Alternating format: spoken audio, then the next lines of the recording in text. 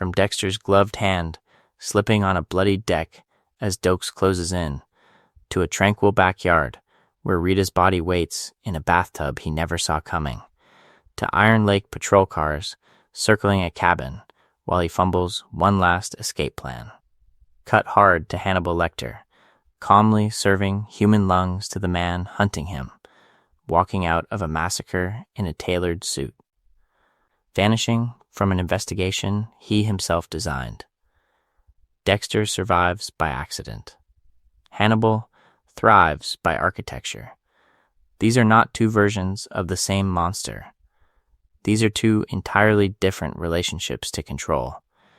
Dexter's life is a highlight reel of near captures, botched kills, and desperate improvisations that barely contain the consequences he creates. Hannibal's life is the opposite. Serene, surgical victories and exits so clean they feel unreal. Each crime scene a signature, each investigation a stage he's already lit and blocked.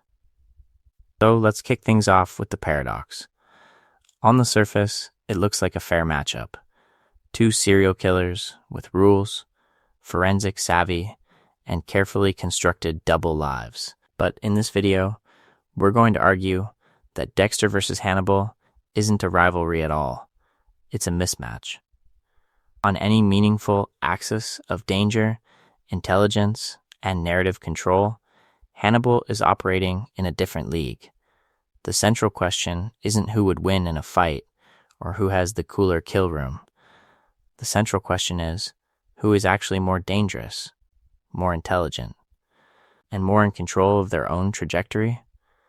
And once we trace how often Dexter's plans collapse into chaos while Hannibal's setbacks turn out to be deliberate misdirection, the answer stops being controversial and starts feeling inevitable. To keep this clear, we're going to break the comparison into 5 pillars. Intelligence. Hannibal as the proactive architect who anticipates investigations, versus Dexter as the reactive fixer scrambling after his own mistakes. Moral framework. Hannibal's aesthetic amorality, where cruelty is an art form, versus Dexter's Boy Scout code that exposes his psychology and gives enemies a user manual. Operational competence. One man with flawless OPSEC and living breathing cover identities versus another leaving blood slides, patterns, and witnesses across season after season. Then we move into psychological depth.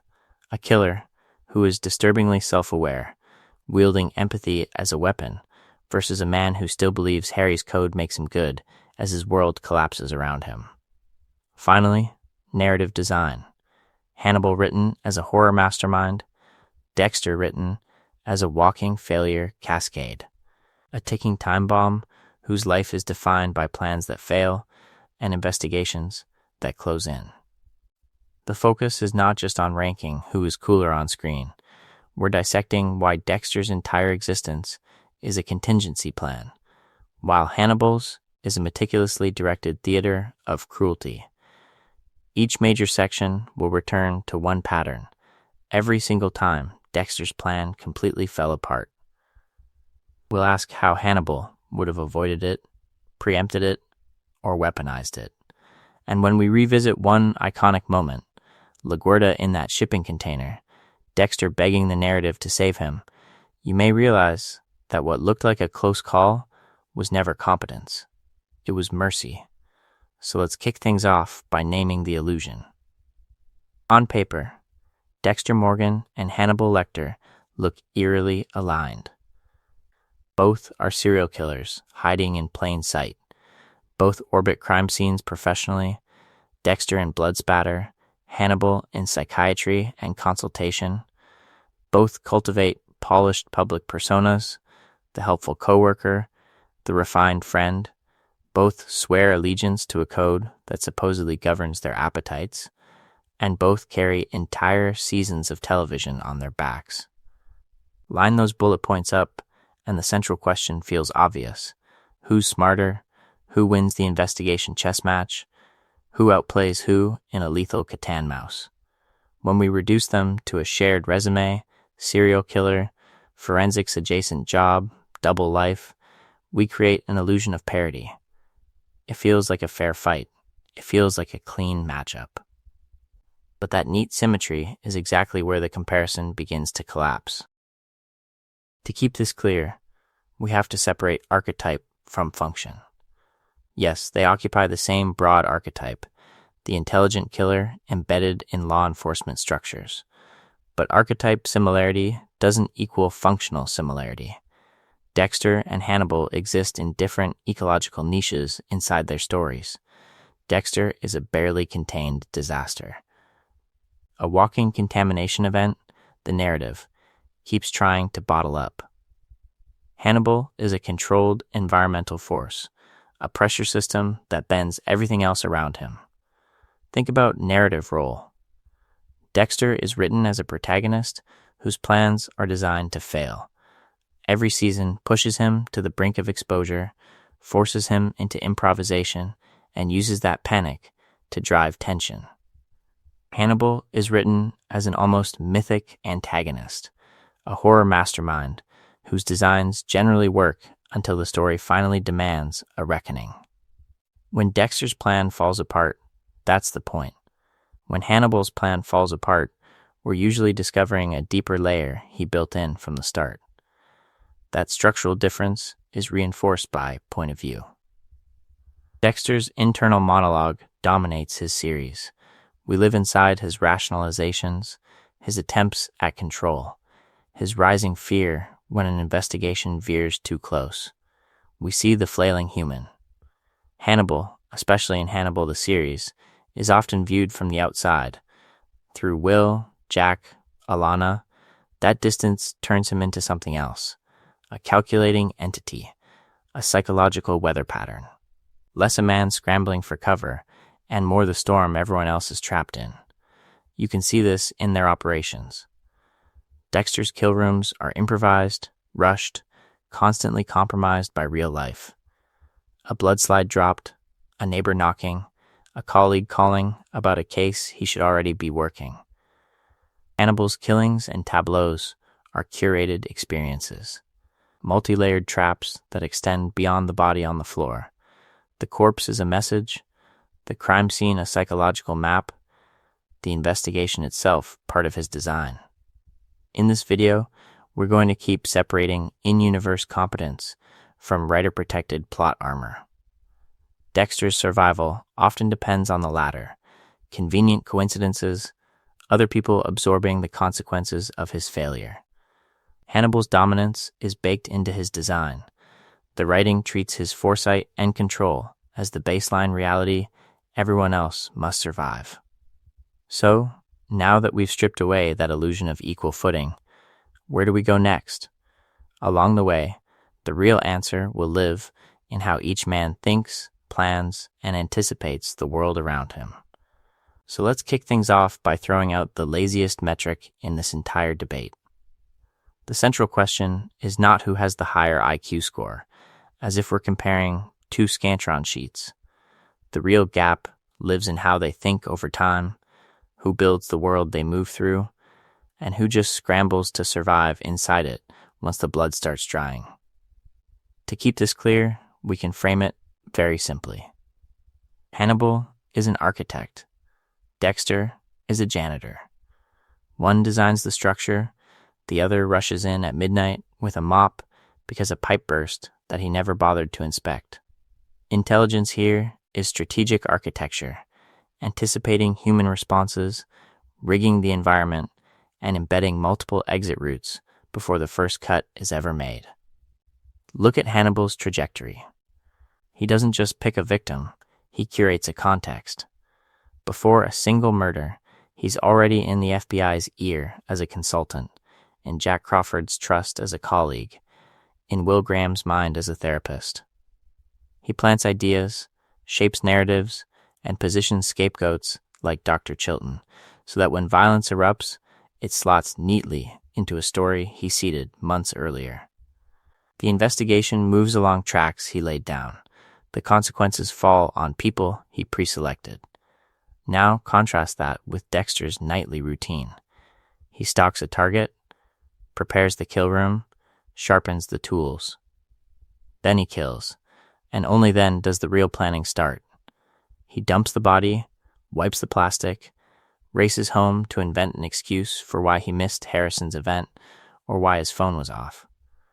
Each season repeats the same pattern: kill first, then frantically patch the leaks when Doak circles, when Lagerta notices the Bay Harbor butcher pattern, when Deb walks into the church at the exact wrong moment.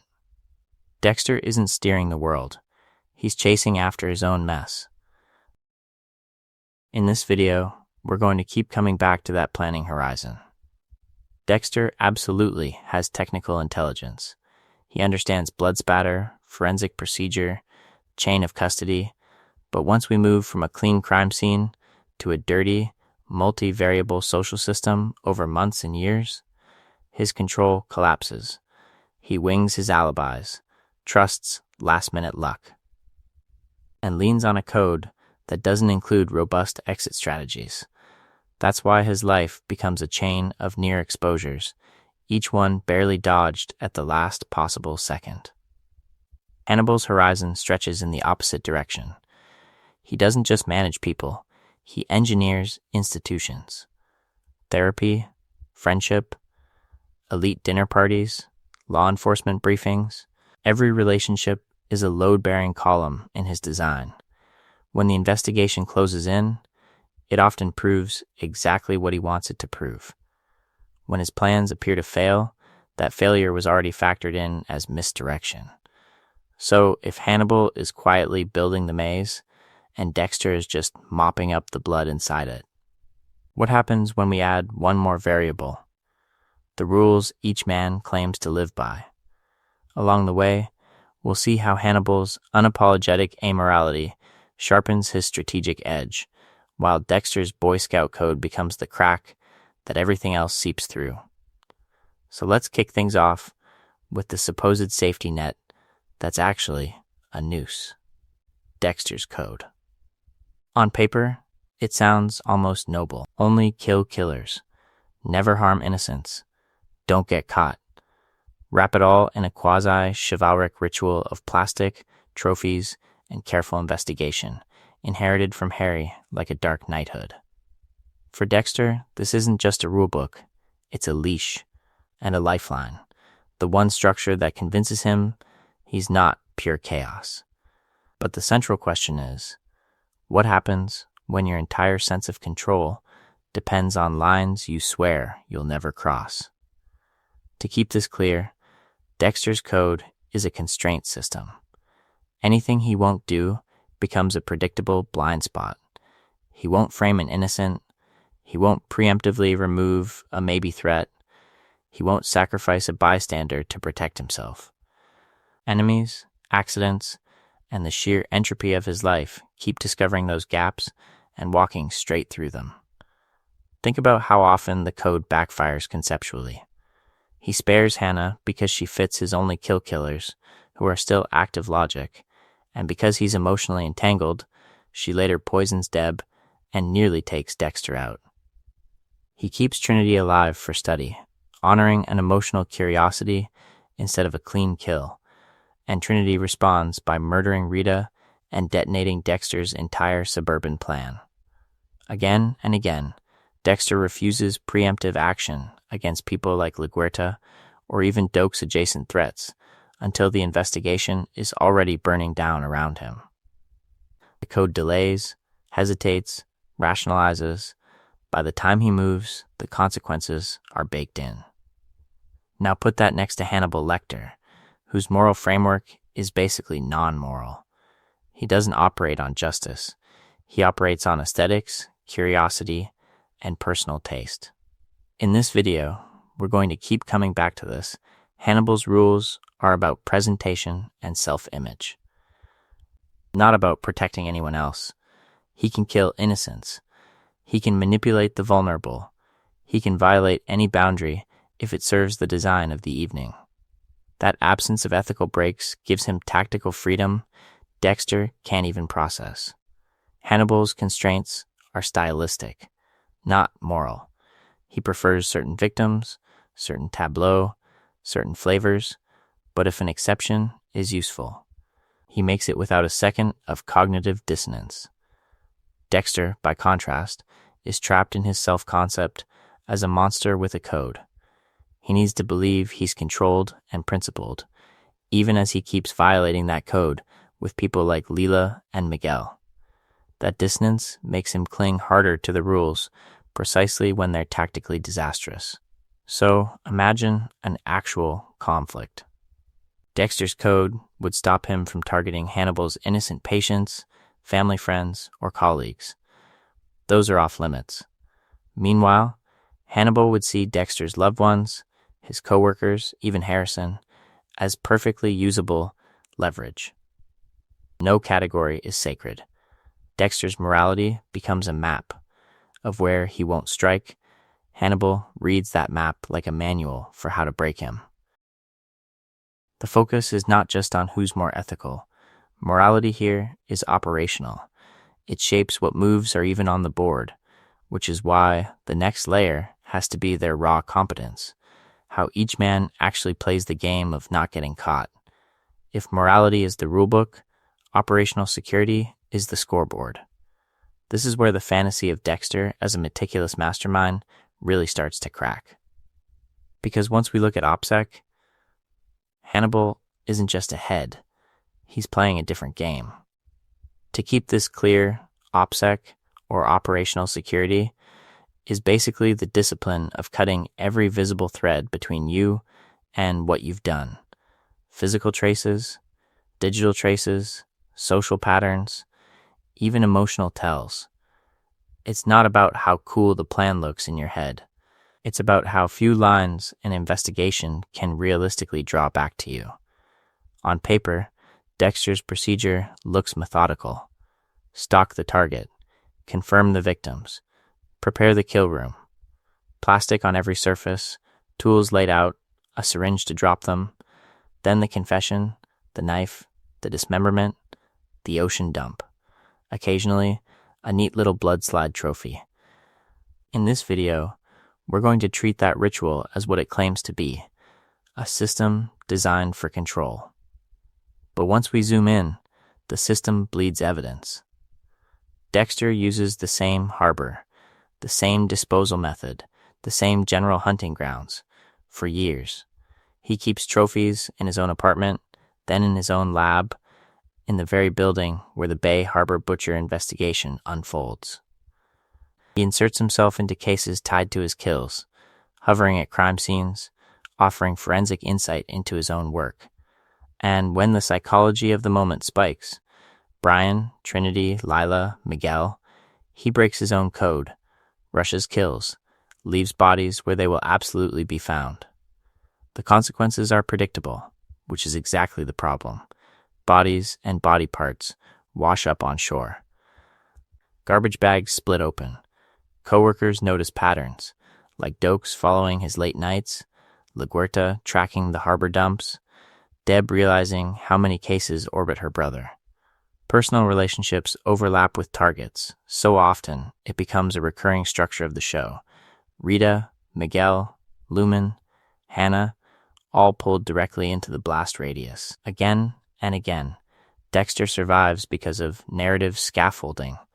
A fire conveniently erases Dokes, Lila removes a threat, evidence misfiles itself. These are not examples of flawless OPSEC. These are near failures, barely patched by coincidence. Now contrast that with Hannibal. Hannibal varies methods, locations, and signatures. He uses patients, prot-Gs, and unstable killers as proxies, nudging them toward violence while he remains an observer. He leverages his role as a psychiatrist to gather intimate intel, fears, routines, secrets, law enforcement strategy. When evidence surfaces, it rarely points at Hannibal, the respected doctor. It points toward a constructed narrative. Chilton as the Chesapeake Ripper. Will as the copycat. Some grotesque tableau that reframes the investigation itself. Hannibal's greatest OPSEC tool isn't bleach, it's social camouflage. He cultivates an image of refined civility, culinary sophistication, and professional authority. Jack dines at his table. Colleagues confide in him. Suspicion becomes socially costly. Because accusing Hannibal means accusing the person everyone relies on. Dexter never achieves that insulation. He's liked, maybe even loved, but rarely revered. When people start to doubt Dexter, there's no aura to protect him. And Hannibal's kills are multi-purpose. Each murder is art, psychological operation, and misdirection at once. Even when a body is discovered, it functions as a puzzle that pulls investigators into his aesthetic world instead of toward his address. The crime scene becomes a message board, not a breadcrumb trail. So, if Dexter's OPSEC is this porous, why doesn't he get caught much earlier? The central question isn't just how does he get away with it, but what inside Dexter, and inside the story, keeps bailing him out? Along the way, we've seen the procedures.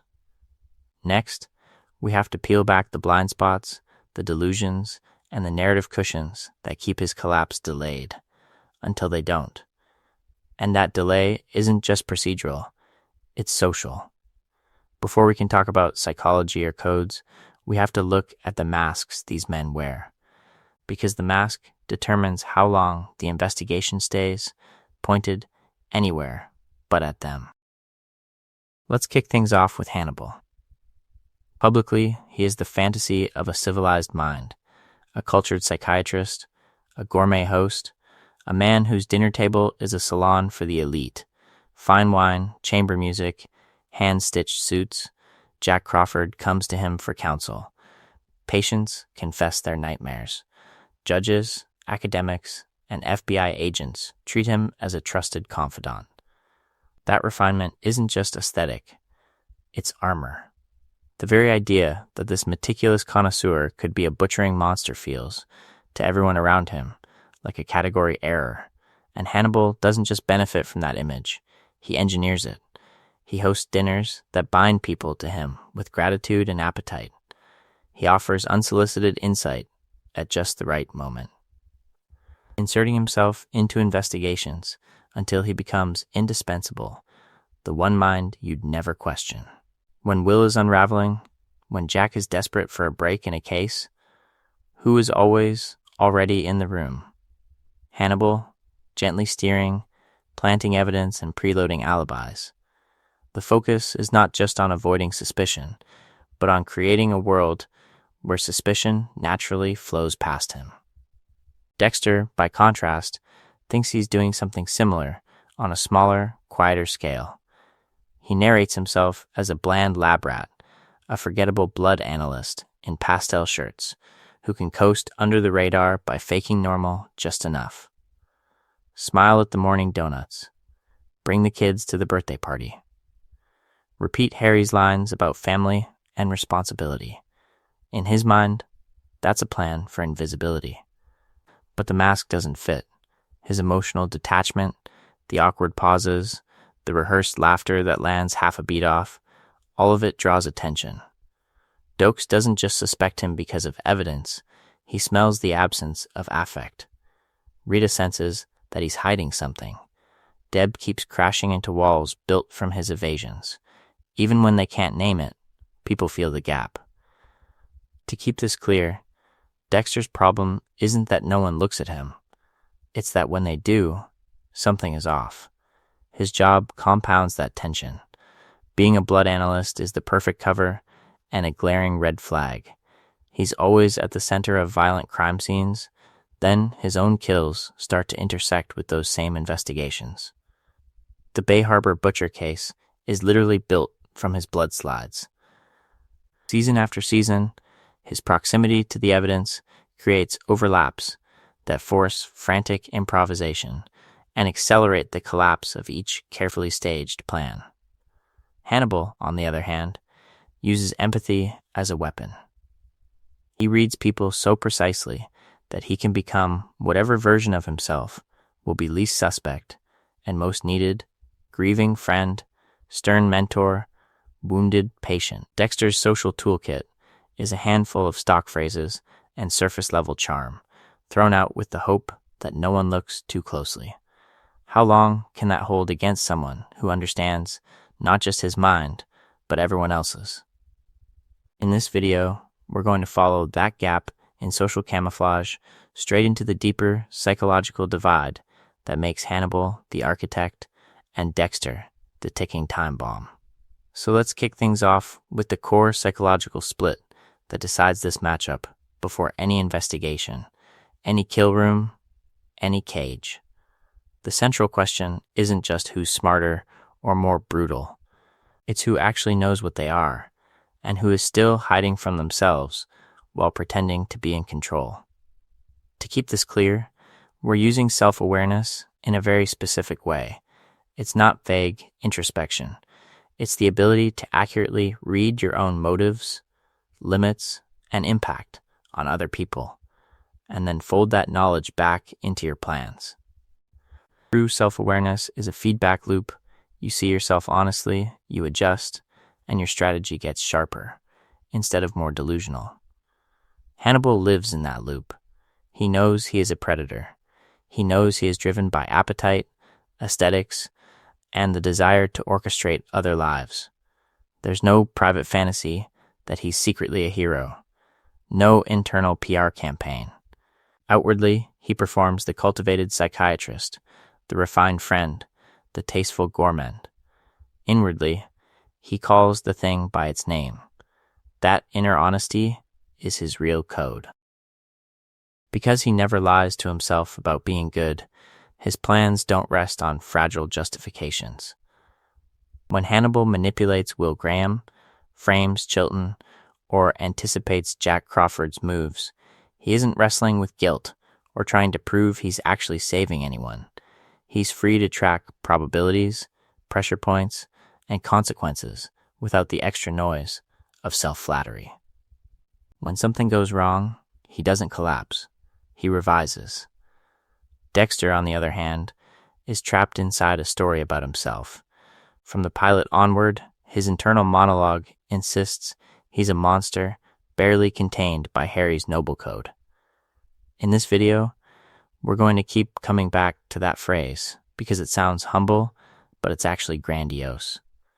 It lets Dexter imagine he's fundamentally different from everyone around him, a special case who needs special rules. But then we watch him crave exactly what he claims he can't feel. He builds a family with Rita, he clings to Deb, he reaches for Lumen, for Hannah, for Harrison. Season after season, he chases connection, domesticity, the fantasy of normalcy. That's the contradiction at the heart of his psychology, the self-proclaimed unfeeling predator whose plans keep bending around the people he doesn't really love. How do you make clear-eyed decisions when your own narrative denies half of what you're doing? This self-mythology poisons his sense of risk. Dexter overestimates his detachment and underestimates his attachments.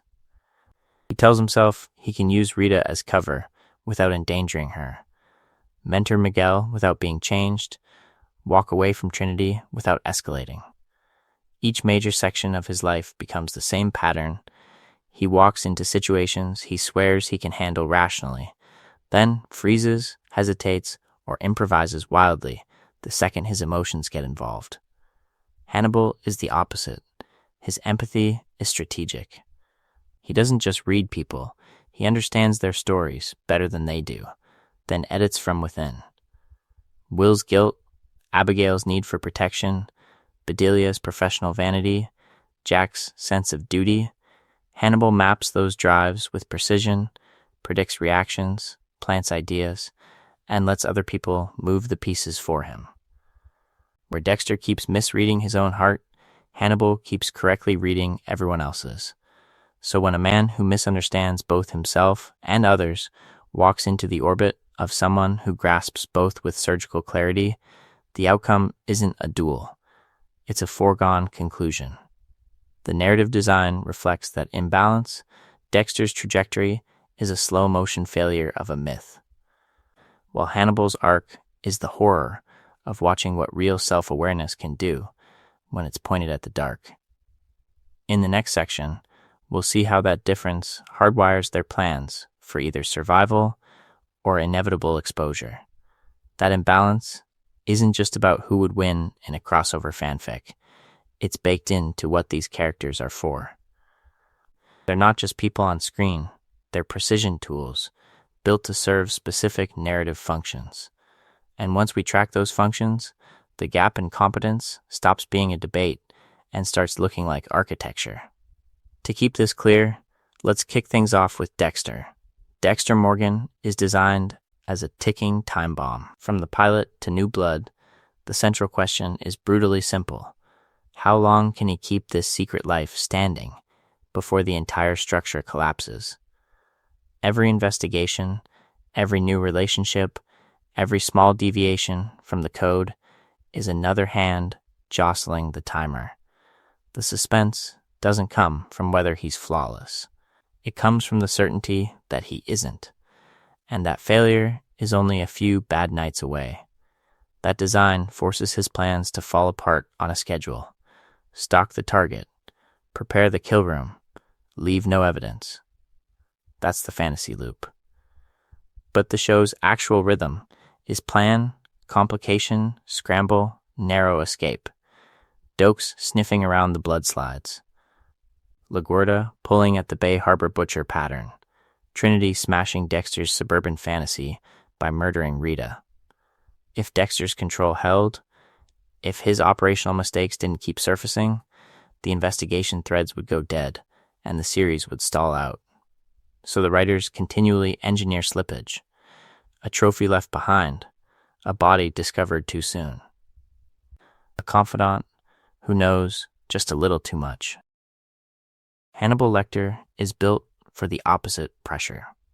In this video, we're going to treat him as a slow burn nightmare, not a puzzle box. His function is to feel almost supernatural in his competence, especially in the early seasons of Hannibal. From meticulously staged crime scenes to therapy sessions that double as psychological ambushes, the focus is not just on what he does, but on how effortlessly he does it. The dread comes from watching a man who seems permanently 3 moves ahead of everyone else in the room. So where does the tension live? Not in his plans failing week to week, but in whether anyone can even understand what he's doing in time to matter.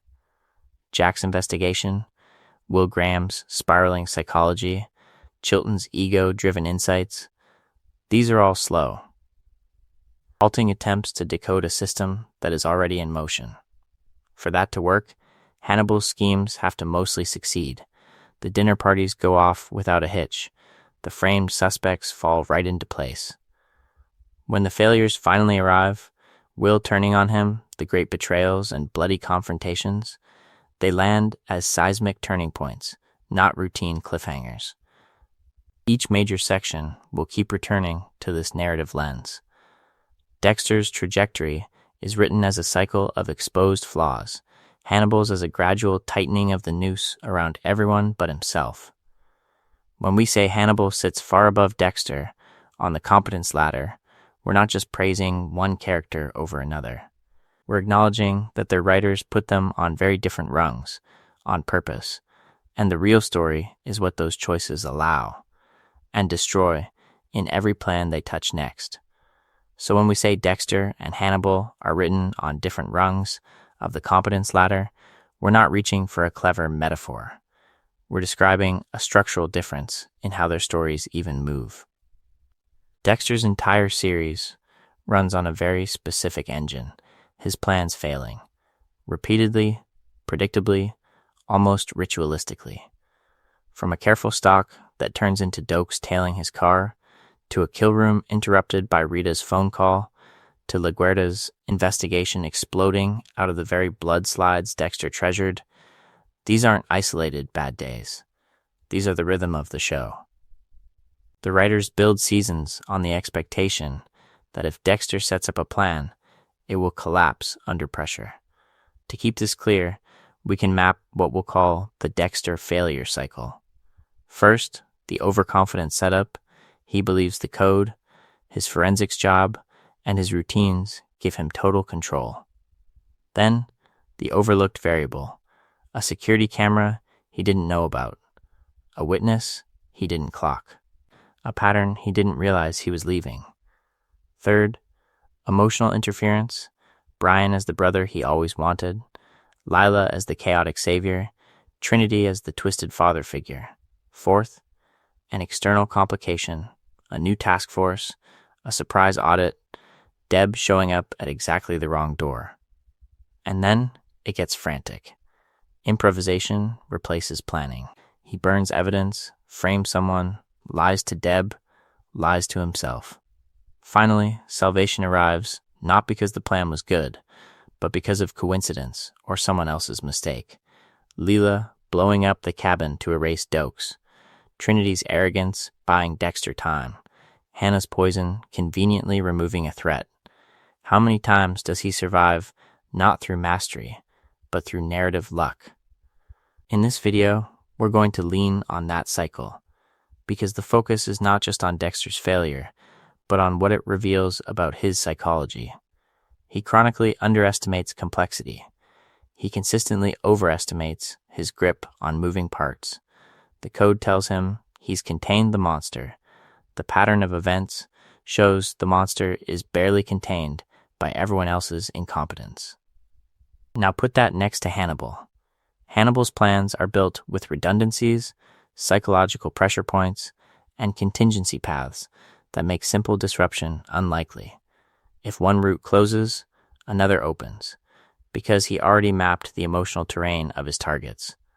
Jack, Will, Chilton, even Alana are not wildcards to him.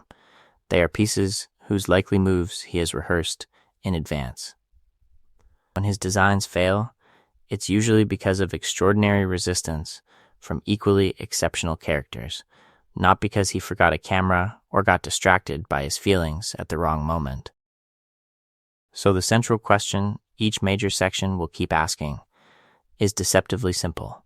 When Dexter's plans fall apart, how would Hannibal have structured the same situation so it never got this messy? Along the way, we're not mocking Dexter. We're using his visible failures as high-contrast lighting to reveal Hannibal's almost invisible competence. And if you want the purest example of that contrast, stay with us. We're heading toward one emblematic Dexter disaster later on. The moment you realize he's not a Dark Avenger at all, he's an accident that just hasn't fully happened yet. So when we line Dexter up against Hannibal, we're not just comparing kill counts or charm. We're comparing two completely different relationships to the idea of control. One moves first and shapes the world. The other waits, flinches, and then scrambles. To keep this clear, we need two simple concepts. A proactive predator acts early, not just to strike, but to shape conditions so that every future move is already tilted in their favor. They reduce uncertainty, they pre-position alibis and scapegoats, they make sure the investigation is always 2 steps behind a story they've already written. A reactive predator, by contrast, is always answering something. A new threat, a new witness, a new piece of evidence. They're under time pressure, operating with incomplete information, patching holes in a plan that never really existed beyond the next night. Hannibal is overwhelmingly, almost obscenely, proactive. He doesn't just choose targets. He cultivates them. He engineers vulnerabilities through therapy, friendship, and carefully curated trauma. He plants evidence in advance, nudging Jack Crawford, Will Graham, and Chilton along investigative paths he's already mapped. Half the time, the man effectively commissions his own manhunt just so he can sculpt it, feeding the FBI clues that chase a phantom while the real architect cooks dinner for them. Dexter looks proactive on the surface. Stalk the target. Confirm the victims. Prepare the kill room. Leave no evidence. But watch the actual trajectory of the series. Season after season, he's reacting, to Brian forcing him to confront his past, to Dokes circling the truth on pure instinct, to the Bay Harbor Butcher task force built from his own blood slides, to Trinity slipping through his fingers and detonating Rita's life. Every plan is really an emergency response to a crisis he didn't predict and can't emotionally process. Being reactive isn't automatically a failure. In a dangerous world, adaptability can be a strength. The problem is, Dexter's reactivity is panicked and short-term. He thinks in tonight, not in 5 years. Kill Leela to clean up Dokes. Frame Dokes to clean up Bay Harbor. Lie to Deb to clean up Trinity. Each move buys immediate survival at the cost of long-range stability, stacking consequences until the whole structure is ready to collapse. Hannibal, in contrast, is comfortable with delayed gratification. He will wait seasons of his life to ripen a single relationship. He lets Will's suspicions grow, then recede, then return, because every cycle gives him more psychological data. When he finally acts, he's not improvising. He's choosing from options he spent years manufacturing. The best metaphor here is a board game. Hannibal plays like a chess grandmaster, thinking many moves ahead, sacrificing pieces he never cared about to control the entire board. Dexter plays like someone already in check, trying not to get checkmated in the next 2 turns. One designs the battlefield, the other is a cornered animal, clawing at whatever's in front of him. And this gap in board control doesn't exist in a vacuum. It's amplified by the worlds they move through, by Miami's chaos versus Hannibal's cultivated elegance. That environmental contrast is where the illusion of Dexter's competence really starts to disintegrate. Miami, in Dexter, is not just a backdrop. It's a pressure cooker. Heat shimmer on asphalt, neon bleeding into swampy darkness, bodies turning up in alleys, in drums, in the ocean.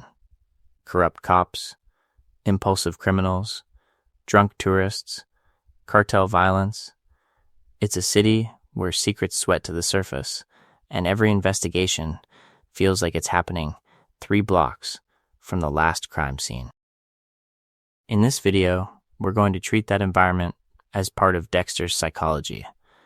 Because Miami doesn't stabilize him, it amplifies every weakness he already has.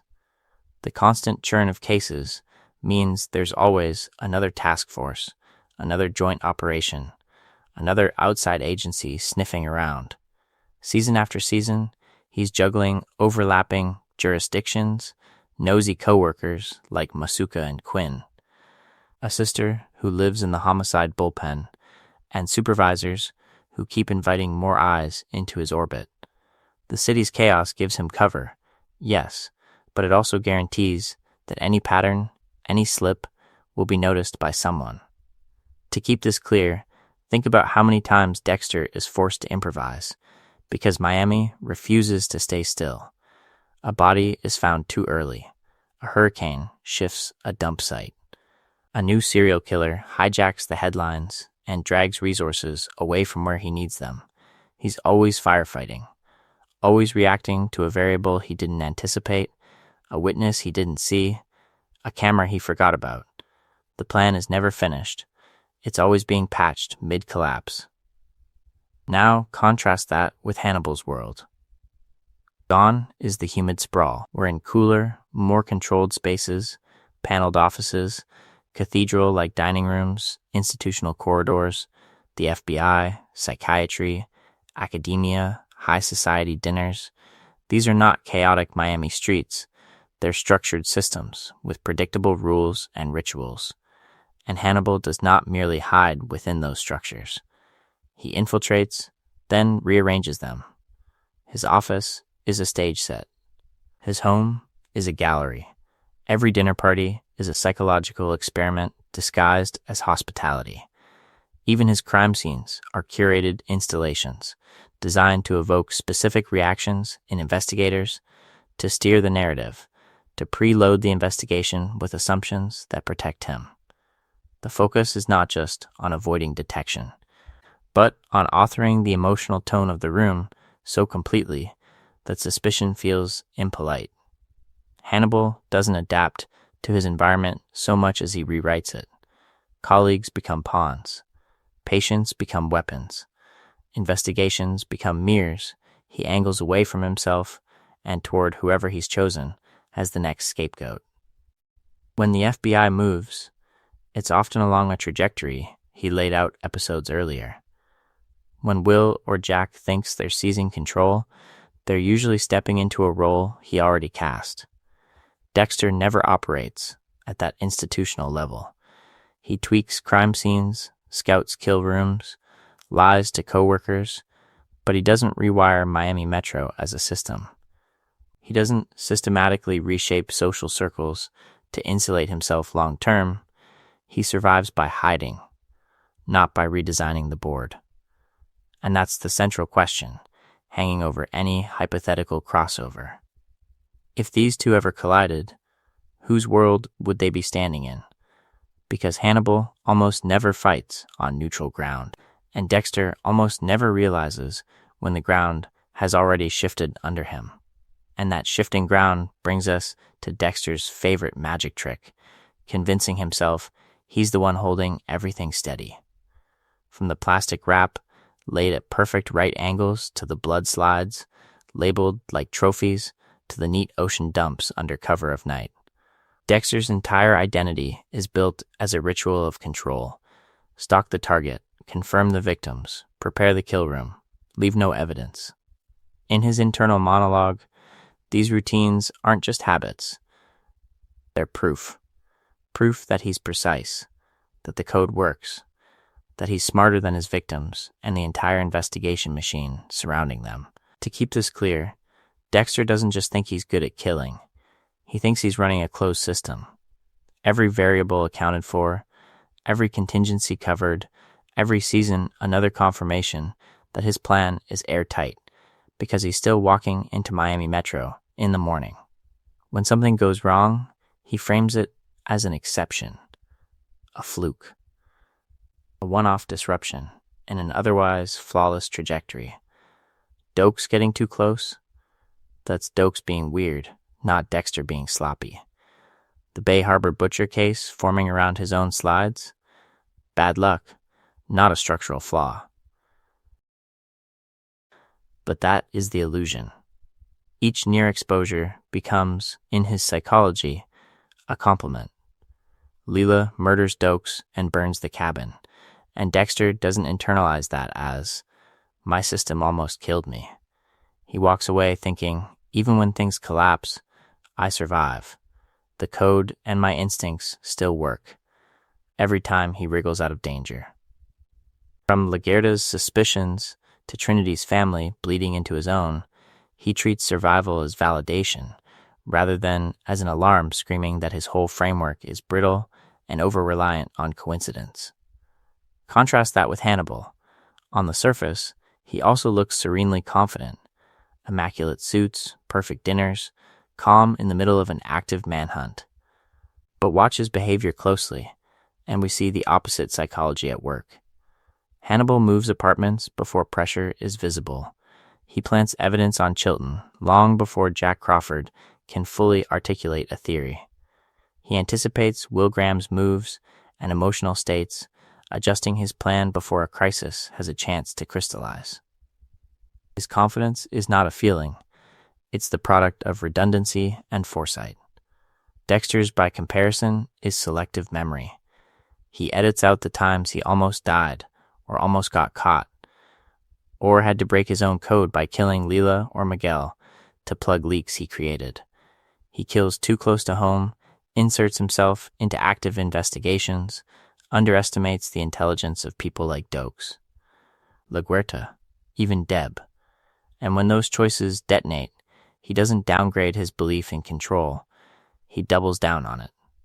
In this video, we're going to keep circling that pattern, because this is where the Dexter versus Hannibal comparison stops being a fun hypothetical and starts being lopsided.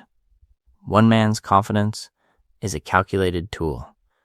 The other's is a narrative crutch, pushing him toward the edge of disaster. And when we start mapping specific Dexter failures onto Hannibal's playbook later, this illusion of control will be the first thing that breaks.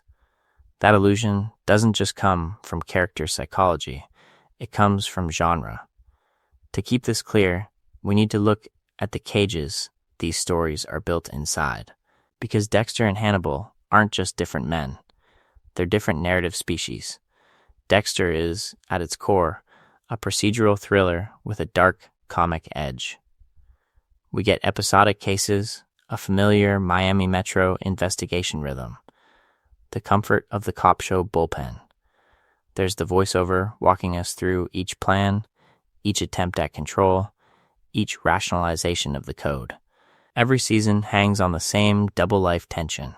Can Dexter juggle blood work, family dinners, and kill rooms without the whole thing collapsing in front of Batista's coffee and Masuka's bad jokes? Hannibal operates in a different universe. It's an aesthetic horror drama.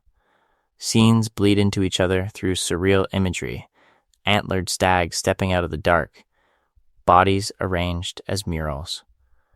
Crime scenes that look more like religious icons than evidence. The focus is not just on who died this week, but on mood, dread, and the uncanny. Closure is delayed or denied. The investigation becomes a hall of mirrors where psychology, symbolism, and appetite all blur together. That genre split quietly dictates what kind of monster each man is allowed to be. In a procedural, the protagonist has to be vulnerable and fallible. If Dexter were genuinely unstoppable, there's no weekly tension. So the format demands mistakes. A blood slide left behind, a neighbor who hears something, a girlfriend who asks one too many questions. His close calls, his emotional entanglements, his repeated code violations are not outliers. They are the contract. We tune in to see whether this is the week the plan finally fails. In aesthetic horror, the central monster often needs to feel overwhelming, almost mythic. Hannibal's competence and inscrutability aren't indulgences. They are structural requirements. If he doesn't seem several moves ahead of Jack, Will, and every profiler in the room, the atmosphere breaks. That's why we see him anticipating raids, planting evidence on Chilton, turning therapy into a weapon. The central question isn't, will they catch him this episode? It's, what does it cost the human soul to even look at him? So Hannibal is written to be more terrifyingly capable than any single protagonist in a standard procedural could be without breaking the format. If Dexter almost gets exposed because he forgets a lock, Hannibal engineers entire investigations to frame 3 people at once. One is bound by the need to almost fail. The other is elevated by the need to almost transcend. When fans pit Dexter against Hannibal, they're accidentally pitting a genre-bound protagonist against a genre-elevated antagonist. The matchup is skewed before anyone sharpens a knife. That doesn't diminish Dexter's narrative value, it clarifies it. He was never designed to be an all-encompassing threat. He was designed to be a ticking time bomb. In this video, we're going to start shifting from this high-level framing into concrete, scenario-based comparisons. Along the way, we'll map specific Dexter failures onto Hannibal's playbook, and once we do, the gap stops being abstract and becomes almost embarrassingly literal. So let's kick things off by sharpening what we're actually asking here. The central question is not, who wins in a fluorescent kill room with plastic on the walls? The focus is not just on a single confrontation, a clever trap, or who gets the first syringe. The real question is, who wins the long game? Who survives, dominates, and quietly reshapes their entire world without being dragged into endless emergency mode? To keep this clear, we need to pull back from fantasy matchups and look at the trajectories we've already mapped. On one side, Hannibal Lecter, a proactive architect who designs his life the way he plates a meal, with aesthetic amorality, deep self-awareness, and a chilling willingness to edit reality until it fits his taste. On the other, Dexter Morgan, a reactive improviser who believes he's in control, but whose plans repeatedly collapse the second real human psychology pushes back against his code. We've already seen how Dexter's identity is built around containment. The plan is always the same: find the target, follow the code, control the scene. But across season after season, the investigation catches up anyway. Stokes stalks him on pure instinct. The Bay Harbor butcher case grows from the very blood-slides Dexter thought were trophies of mastery. Trinity walks right into his family life and detonates it from the inside. Survival, for Dexter, quickly turns into scrambling, lying, and cleaning up his own failures. So when we talk about winning, we're not talking about body count. We're talking about agency. Who avoids capture without needing miracles? Who pursues their own goals instead of constantly reacting to crises of their own making? Who can kill, manipulate, and vanish without their life becoming one long damage control montage? From that angle, Hannibal starts with structural advantages that Dexter never has. His OPSEC isn't just good, it's integrated into his persona. He anticipates investigations, plants evidence in advance, and uses therapy, friendship, and hospitality as camouflage. The morality is flexible, the mask is beautiful, and the narrative is designed to showcase control rather than collapse. When Hannibal's plans fall apart, we usually discover that was the plan. Dexter does have strengths: technical expertise in blood analysis, direct access to evidence, a code that, at his best, sharpens his focus and keeps his target selection narrow. But compared to Hannibal's broad spectrum dominance, social, psychological, operational, those strengths are narrow tools, not a full system. Every time Dexter bends the code to kill Lila, or maneuvers Miguel, or hides behind a family fantasy, he creates new weaknesses Hannibal would read like a manual. In this video, we're going to test that claim methodically. Each major section will walk through intelligence in action, moral choices under pressure, operational showdowns, psychological warfare, and finally, hypothetical crossovers where their worlds collide. Along the way, we'll keep returning to every single time Dexter's plan completely fell apart and ask a simple question. At each pressure point, what would Hannibal have done instead? And that leads to the most unsettling version of the central question.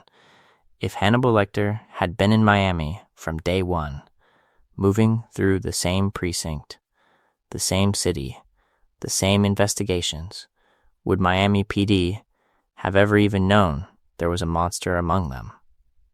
So let's kick things off by making something explicit. From this point on, we're not treating Dexter vs. Hannibal as a fair fight. We're treating it as a controlled experiment in how two men who look similar on the surface, quiet, meticulous, fluent in blood and bodies, can occupy completely different universes of competence once a real investigation, a real collapse, starts to close in. In this video, we're going to move through that experiment in escalating layers. The central question is not who's cooler or who has the better kill room. The central question is, when pressure hits, when the plan buckles, when law enforcement shifts, when an ally turns into a threat, who actually maintains control, and who just insists they're in control while everything burns down around them. To keep this clear, each major section will focus on a single domain of advantage. First, cognition and planning, how each man builds a plan from scratch, how far ahead they think, how they anticipate other people's moves instead of just reacting. Then, moral decision-making under stress, Hannibal's pure aesthetic amorality versus Dexter's Boy Scout code, and how that code becomes a user manual for how to manipulate him. From there, we'll move into field operations, the logistics, the OPSEC, the small details Dexter keeps fumbling, blood slides, unlocked doors, impulsive detours that Hannibal would have preempted 3 steps earlier. After that, we'll step into psychological warfare, where Hannibal turns therapy, friendship, and empathy into weapons, while Dexter can barely maintain a marriage without triggering suspicion. Finally, we'll zoom out to narrative inevitability, why Hannibal is written as a horror mastermind whose defeats are deliberate choices, and Dexter is written as a ticking time bomb of failure whose trajectory was always headed toward collapse. Across all of these layers, the criteria stay the same. Foresight, who actually sees the next three moves on the board. Adaptability, who adjusts without panicking when the pattern breaks.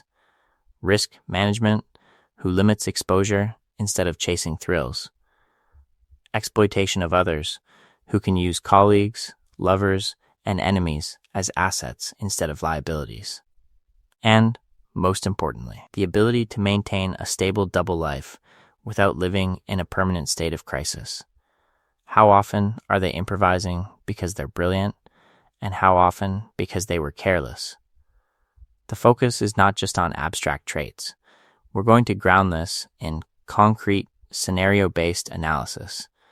We'll take emblematic Dexter plan failures, Dokes circling him on pure instinct, Lagerta reconstructing the Bay Harbor butcher from his own evidence, Trinity blowing up his family fantasy, and, without spoiling every plot beat, we'll ask, if Hannibal had been in that exact position, what would he have done?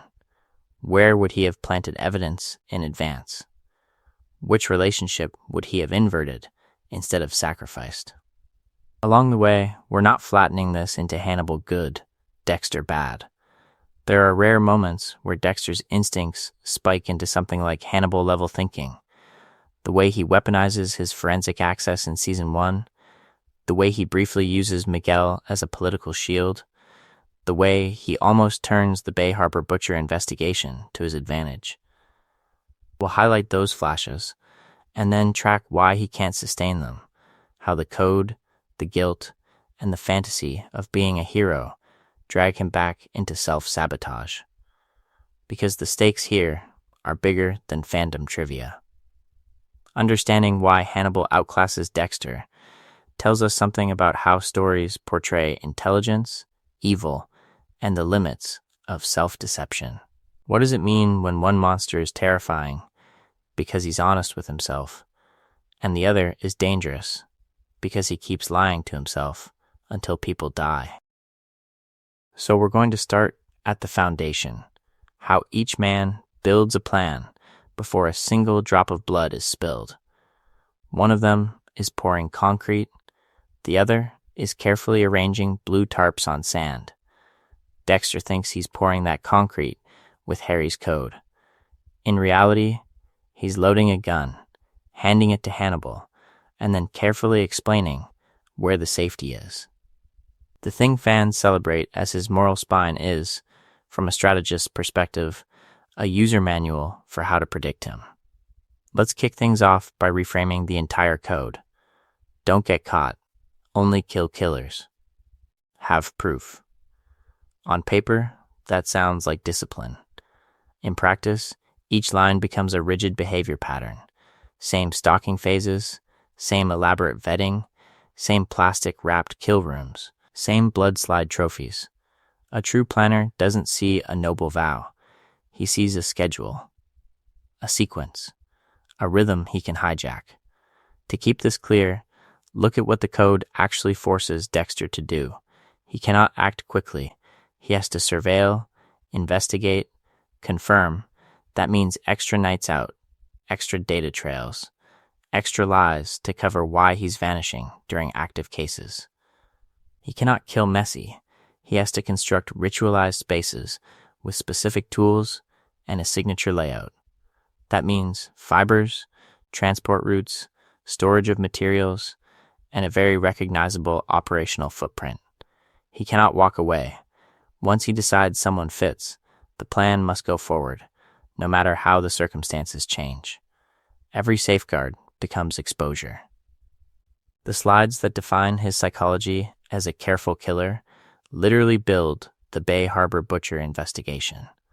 His insistence on seeing his targets confess on the table forces long monologues in unsecured locations. Season after season, the code doesn't reduce risk. It multiplies windows where something can go wrong, someone can walk in, some piece of evidence can slip through. Now put Hannibal next to that. He has preferences, not commandments. He enjoys certain aesthetics, certain types of victims, certain theatrical flourishes, but he is never bound to them. If a plan requires a staged suicide, a car crash, a copycat, or a quiet disappearance, he pivots without moral friction. No cognitive dissonance. No hesitation. If the investigation closes one door, he simply walks through another. This is where the central question turns brutal. What happens when a fluid predator studies a rigid one? Hannibal would not need Harry's notes. He would read the code off Dexter's behavior, selective outrage at certain crimes, convenient disappearances when a suspect slips through the system. The way Dexter tightens up around vigilantism, children, or cops in danger. Along the way, every ethical line reveals another operational constraint. In this video, we're going to keep coming back to this asymmetry. Hannibal could stage a killer who technically fits Dexter's code, but is under heavy surveillance, forcing Dexter to choose between breaking the code or walking into a trap. He could engineer a scenario where the only way to save an innocent is to violate Harry's rules in public. Either Dexter freezes and fails his own myth, or he acts and exposes himself. The focus is not just on who is smarter, it's on who is freer. One man's rules feel like control, right up until someone like Hannibal starts writing entire plans around them. And once the gun Dexter built is pointed back at him, the next question is simple. How fast does that illusion of control collapse when the other monster starts pulling the trigger? So when a man like that starts pulling the trigger, what actually happens to a life built on rules? To keep this clear, we need to see Hannibal not as another killer with a different philosophy, but as a specialist in breaking the very idea of a stable philosophy. Dexter has a code. Hannibal has a hobby, dismantling codes and handing people the wreckage as if it were a gift. Hannibal doesn't just ignore laws or ethics, he studies them. He treats other people's principles the way a surgeon treats anatomy charts, memorizing every tendon and nerve so he knows exactly where to cut. The central question for him is never, what do I want to do? It's, what can I make you do that you swore you never would? That's not rebellion, that's research.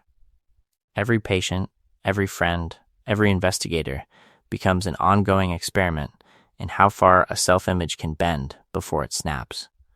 We see this pattern in his psychology over and over. He learns what people can't imagine themselves doing, then engineers a situation where that exact act is the only move that preserves something they care about. A pacifist pushed into killing to save a child. A loyal agent nudged into betraying a partner to protect a secret. The failure is never random. It's designed. Along the way, Hannibal harvests data, where they hesitate, where they rationalize, how fast they rebuild a new story about who they are. Now, drop Dexter into that ecosystem. Dexter isn't just a man who follows a code. The code is his entire identity scaffold. Harry's rules tell him who deserves to die, how to kill, how to hide, and how to feel about all of it. When he violates it, we watch his trajectory wobble. Dokes, Leela, Miguel, each season showing that every exception cracks his sense of control. Hannibal would look at that and see not a safeguard, but a user manual, a list of pressure points labeled in bright red. In this video, we're going to keep returning to this paradox.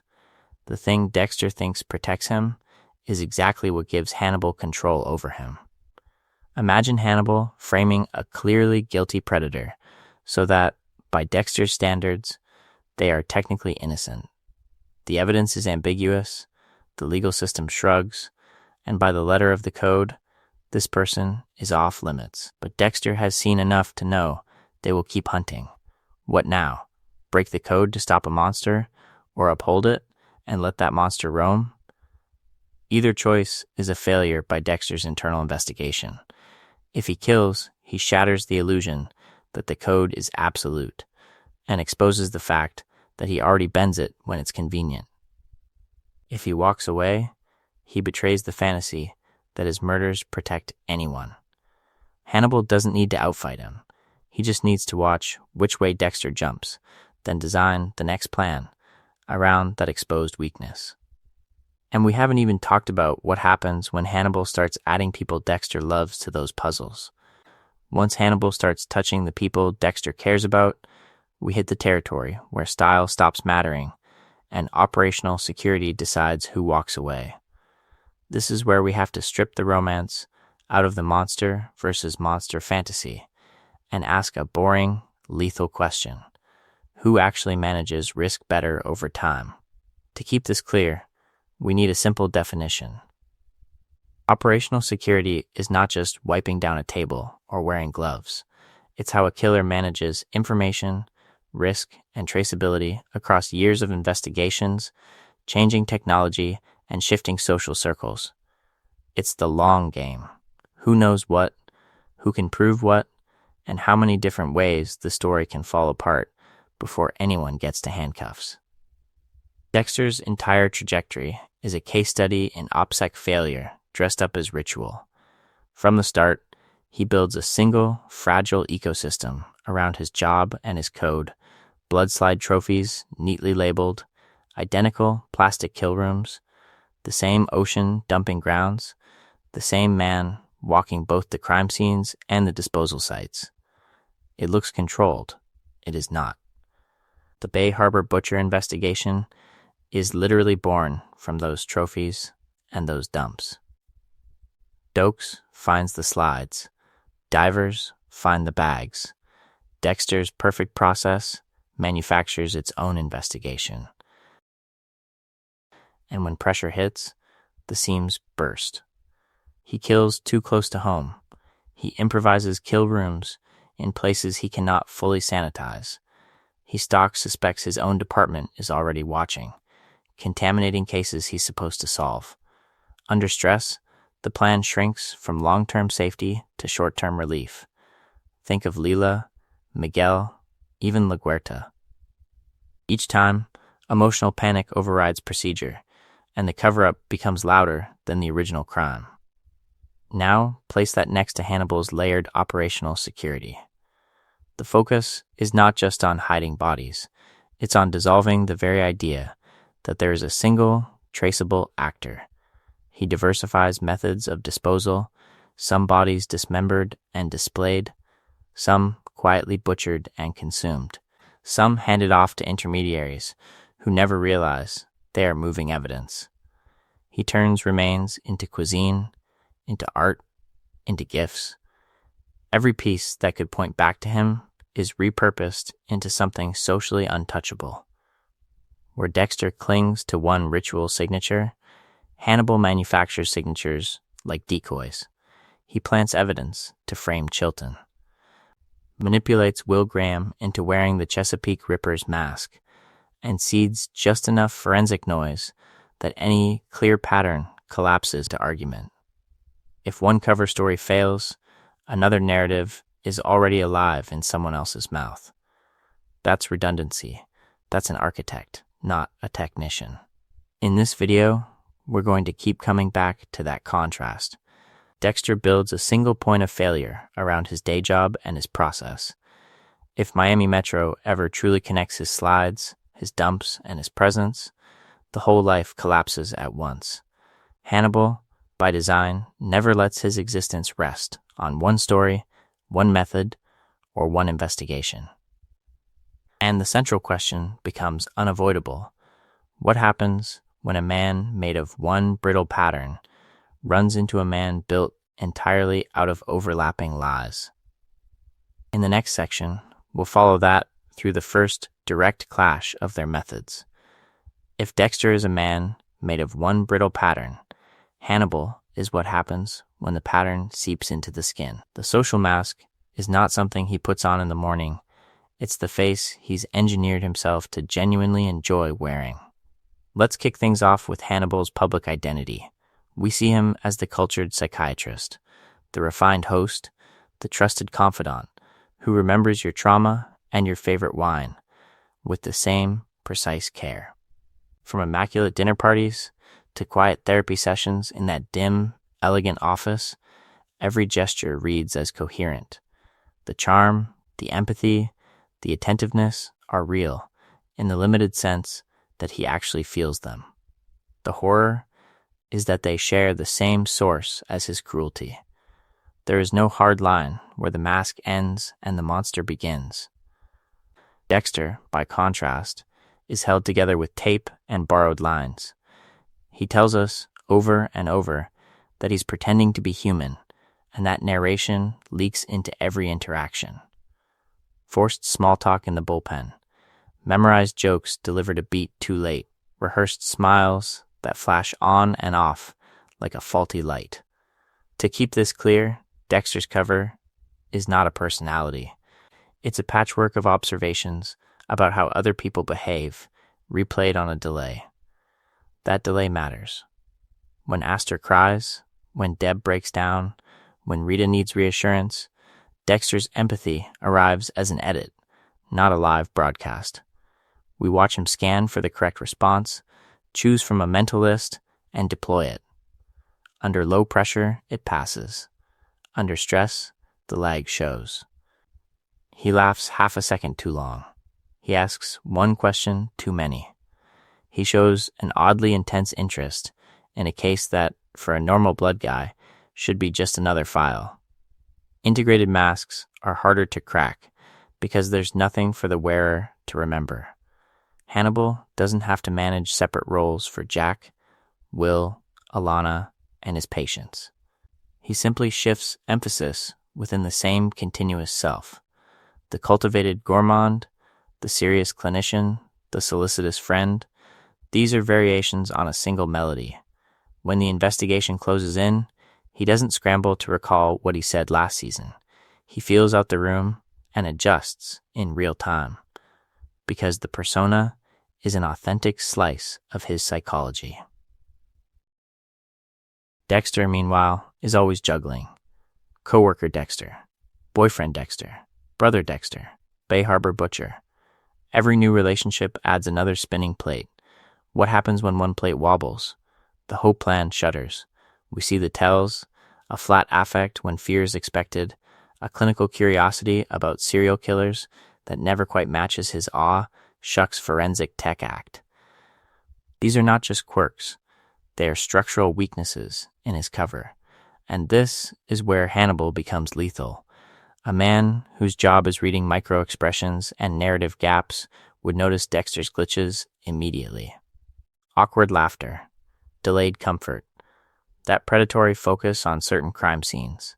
For Hannibal, Dexter wouldn't be invisible. He'd be psychologically interesting. A puzzle, a project. The focus is not just on whether Hannibal could see through Dexter, but how quickly he'd start pressing on those seams to watch the mask deform. Along the way, we're building toward a question. In a room with both men, who starts the real investigation first? In a later section, we'll walk through that fictional first meeting, beat by beat, using these social dynamics to map their opening moves and the trajectory of their control. Because if Dexter's cover cracks under ordinary colleagues, what happens when the person across from him is Hannibal Lecter, and the therapy session is the kill room? If we put both men in that therapy kill room, the first weapon on the table isn't a knife. It's emotional literacy. Before a single sedative touches skin, Hannibal is already dissecting micro-expressions, vocal hesitations, and word choices with the same precision Dexter reserves for blood spatter. To keep this clear, Hannibal's empathy is not moral, it's strategic. He feels with people just enough to simulate their inner world, to model their fears and desires, then to forecast behavior with disturbing accuracy. The focus is not just on understanding, it's on prediction. When Will Graham flinches at a crime scene, Hannibal doesn't comfort him. He files it away, tests it later with a pointed question, then uses that reaction to steer Will toward a breakdown that serves Hannibal's larger plan. Dexter, in contrast, begins his story by insisting there is nothing to read. I don't have feelings. That's his foundational psychology, his excuse and his shield. Early on, that seems true. Rita is a cover, Deb is a responsibility, colleagues are camouflage. But season by season, the fade cracks. He feels protectiveness over Astor and Cody, real affection for Rita, pride in mentoring Miguel, grief twisted into obsession with Lumen, and a desperate, clumsy love for Harrison. These aren't controlled upgrades to his operating system. They're unpatched vulnerabilities. He doesn't understand why he cares, so he can't anticipate how those cares will hijack his control. This is where Hannibal's strategic empathy becomes lethal. In this video, we're going to keep coming back to this asymmetry. Hannibal notices emotions the second they flicker, especially the ones people are trying to deny. Nascent guilt in Will, shame in Abigail, the hunger for recognition in Margot and Mason. He doesn't argue them out of those feelings. He amplifies them, slowly, through timing, insinuation, and symbolic gestures. A particular meal, a carefully framed memory, a question that lands right after a trauma, when defenses are lowest. When Dexter's plans fall apart, he panics. When Hannibal's plans appear to fall apart, that rupture is often the trigger he planted 3 conversations ago. Now, map that onto Dexter's life. Deborah is a walking pressure point, craving approval, drowning in imposter syndrome, and already half convinced she's broken. How long would it take Hannibal, in a consulting role on the Bay Harbor Butcher investigation, to see that Deb's loyalty to Dexter overrides her loyalty to the badge? 1 dinner, 1 session, maybe less. He would frame every insight about the case, so that Deb's path to the truth runs straight through Dexter's secrets, then makes her feel responsible for protecting him once she arrives. Rita and Harrison are even simpler levers. Dexter's fantasy of being a family man is his most fragile delusion. Each major section will show that every time he builds a normal life, it becomes the staging ground for the next collapse. Hannibal would recognize that fantasy instantly and pressure it from both sides, hinting to Rita that Dexter is hiding something, while nudging Dexter to be honest in ways that increase risk, not safety. Is Dexter late because of a kill? Hannibal turns that into a marital wound. Is Harrison in danger from Dexter's enemies? Hannibal quietly arranges more enemies. And the colleagues? Masuka's crude curiosity, Batista's earnest moral compass, LaGuerta's suspicion-driven ambition. All of these are emotional tripwires Dexter already struggles to navigate. Along the way, we've watched him improvise excuses and half-truths. Hannibal wouldn't fight those traits. He'd feed them. A joke here to embolden Masuka, a confidence there to stoke LaGuerta's fixation, a philosophical aside to make Batista doubt his own instincts. Dexter would feel the walls closing in without realizing that the architect tightening the maze is sitting across from him, smiling. The central question, then, is not who kills more cleanly, but who reads the room more accurately. Dexter treats emotions as static obstacles to be bypassed. Hannibal treats them as dynamic systems to be tuned. That psychological depth gap doesn't just tilt the playing field, it decides the outcome before Dexter even knows there's a game. In the next section, we'll push this further, following how Hannibal would translate that emotional map into concrete operational moves, framing, misdirection, and a slow burn investigation that turns Dexter's own code into the script for his undoing. So if Hannibal has the deeper emotional map, what actually anchors it? It starts with something Dexter never truly achieves: clean, ruthless self-knowledge. Hannibal doesn't just suspect he's a monster. He knows he is a predator, and he likes what that means. Let's kick things off with his self-concept. When Hannibal cooks a victim's organs, when he stages a body as a grotesque sculpture, there is no speech about justice, no private oath, no desperate code. He values aesthetic experience, control, curiosity. That's it. He is a connoisseur of terror and transformation, and he never pretends otherwise. The central question for him is never, am I good? It's, is this interesting? Is this beautiful? Does this deepen my understanding of you? That serene honesty gives him strategic stability. If he feels the urge to escalate, he doesn't rebrand it as a higher purpose, he adjusts the plan. When the investigation around the Chesapeake Ripper tightens, he doesn't spiral into guilt or denial.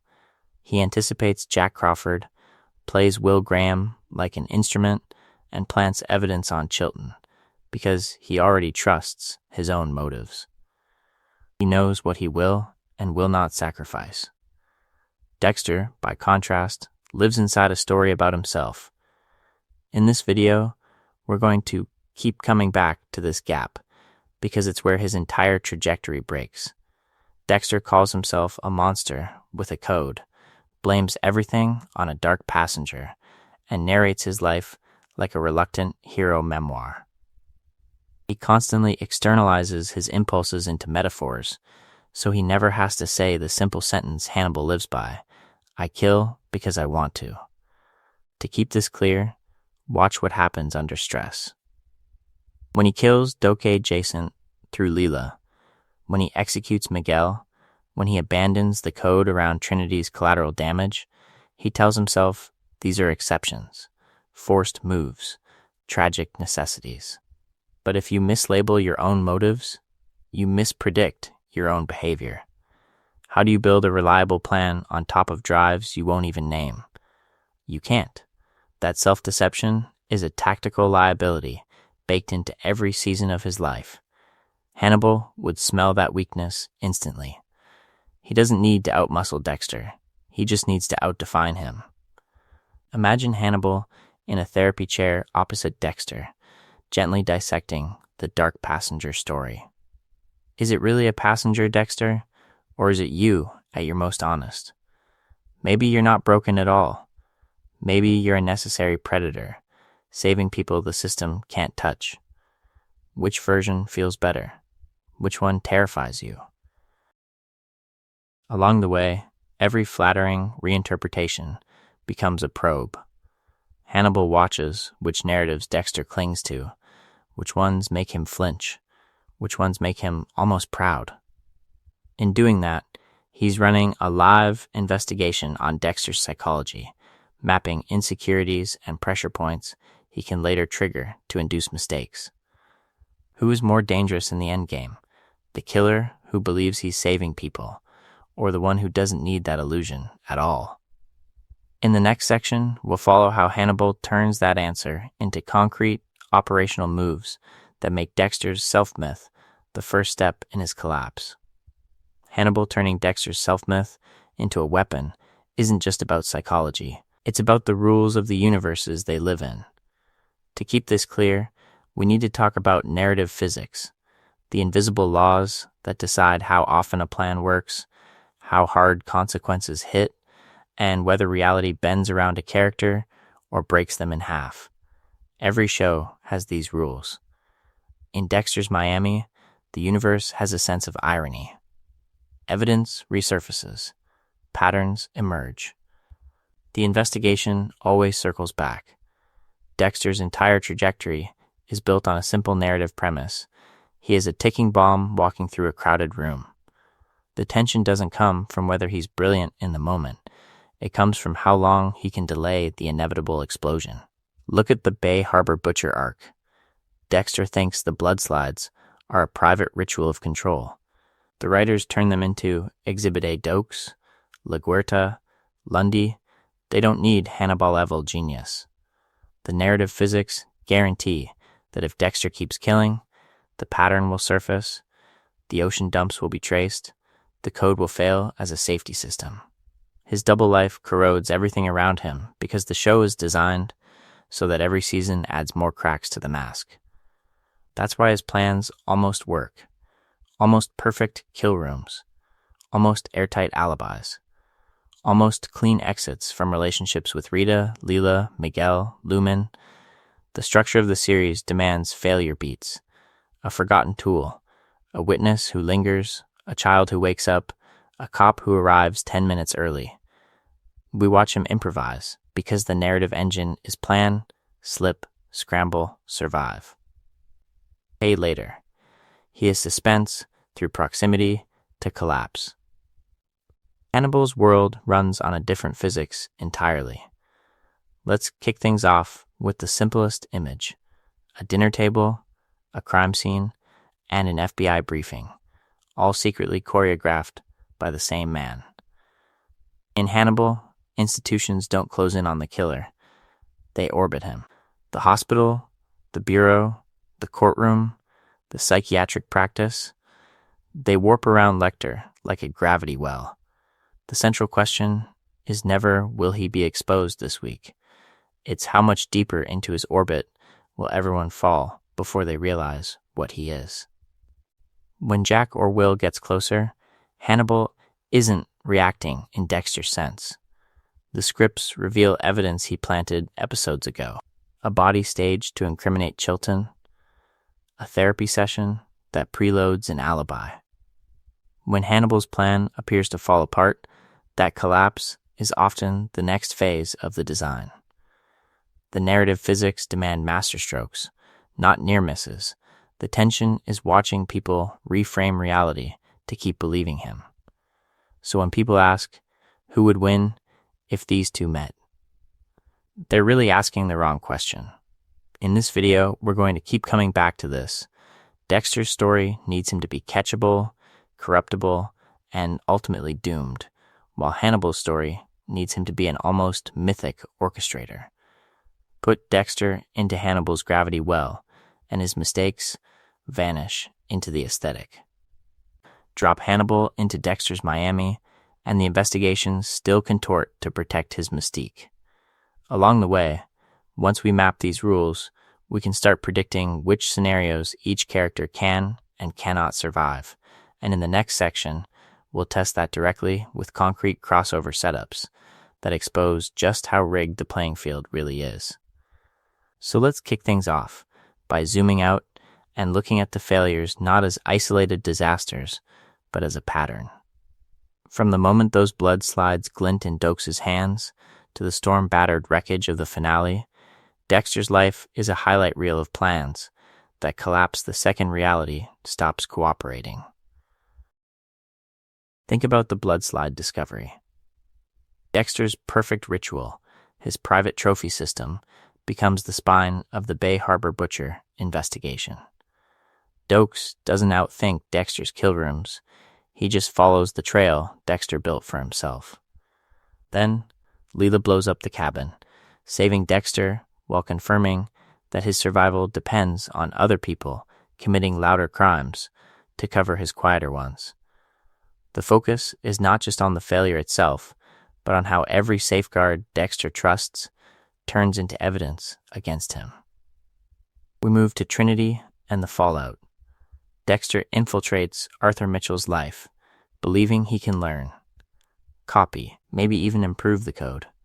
Instead, his divided attention and emotional projection end with Rita dead in a bathtub and Harrison in blood. Debra's suspicions, Ligorta's investigation, the boat dumps that become a recognizable pattern off the Miami coast, the final season's hurricane escape and Iron Lake spiral, each season adds another layer to the same trajectory. Plan, slip, scramble, survive, lose more. To keep this clear, what's the common denominator? Dexter is not losing chess matches to equal masterminds. He's tripping over emotional entanglement, ritual rigidity, and sloppy OPSEC. He keeps the slides because he needs the story of himself. He keeps the boat because it fits the fantasy.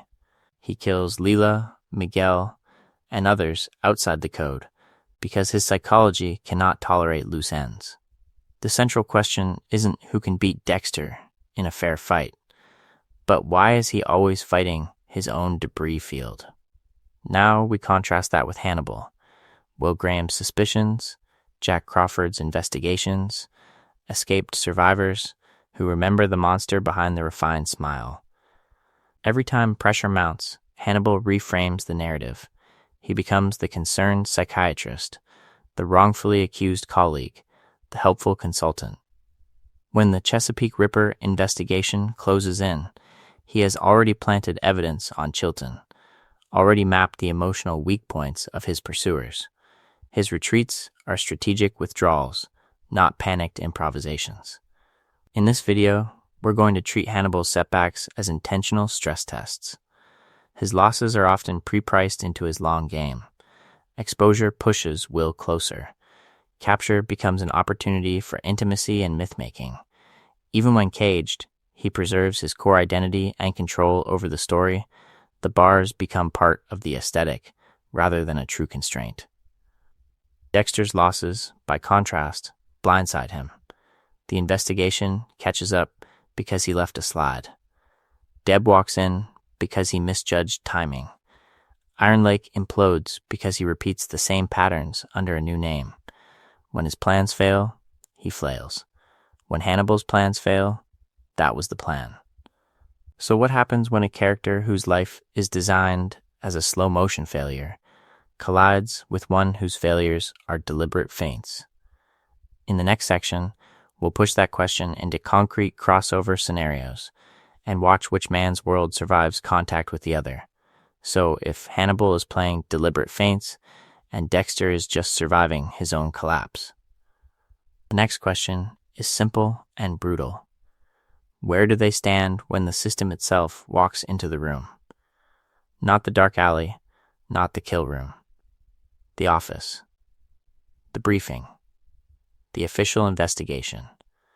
To keep this clear, we need to look at institutional camouflage. Hannibal doesn't just avoid law enforcement, he is law enforcement's invited mind. As a psychiatrist consulted by the FBI, he's literally ushered into the investigative core.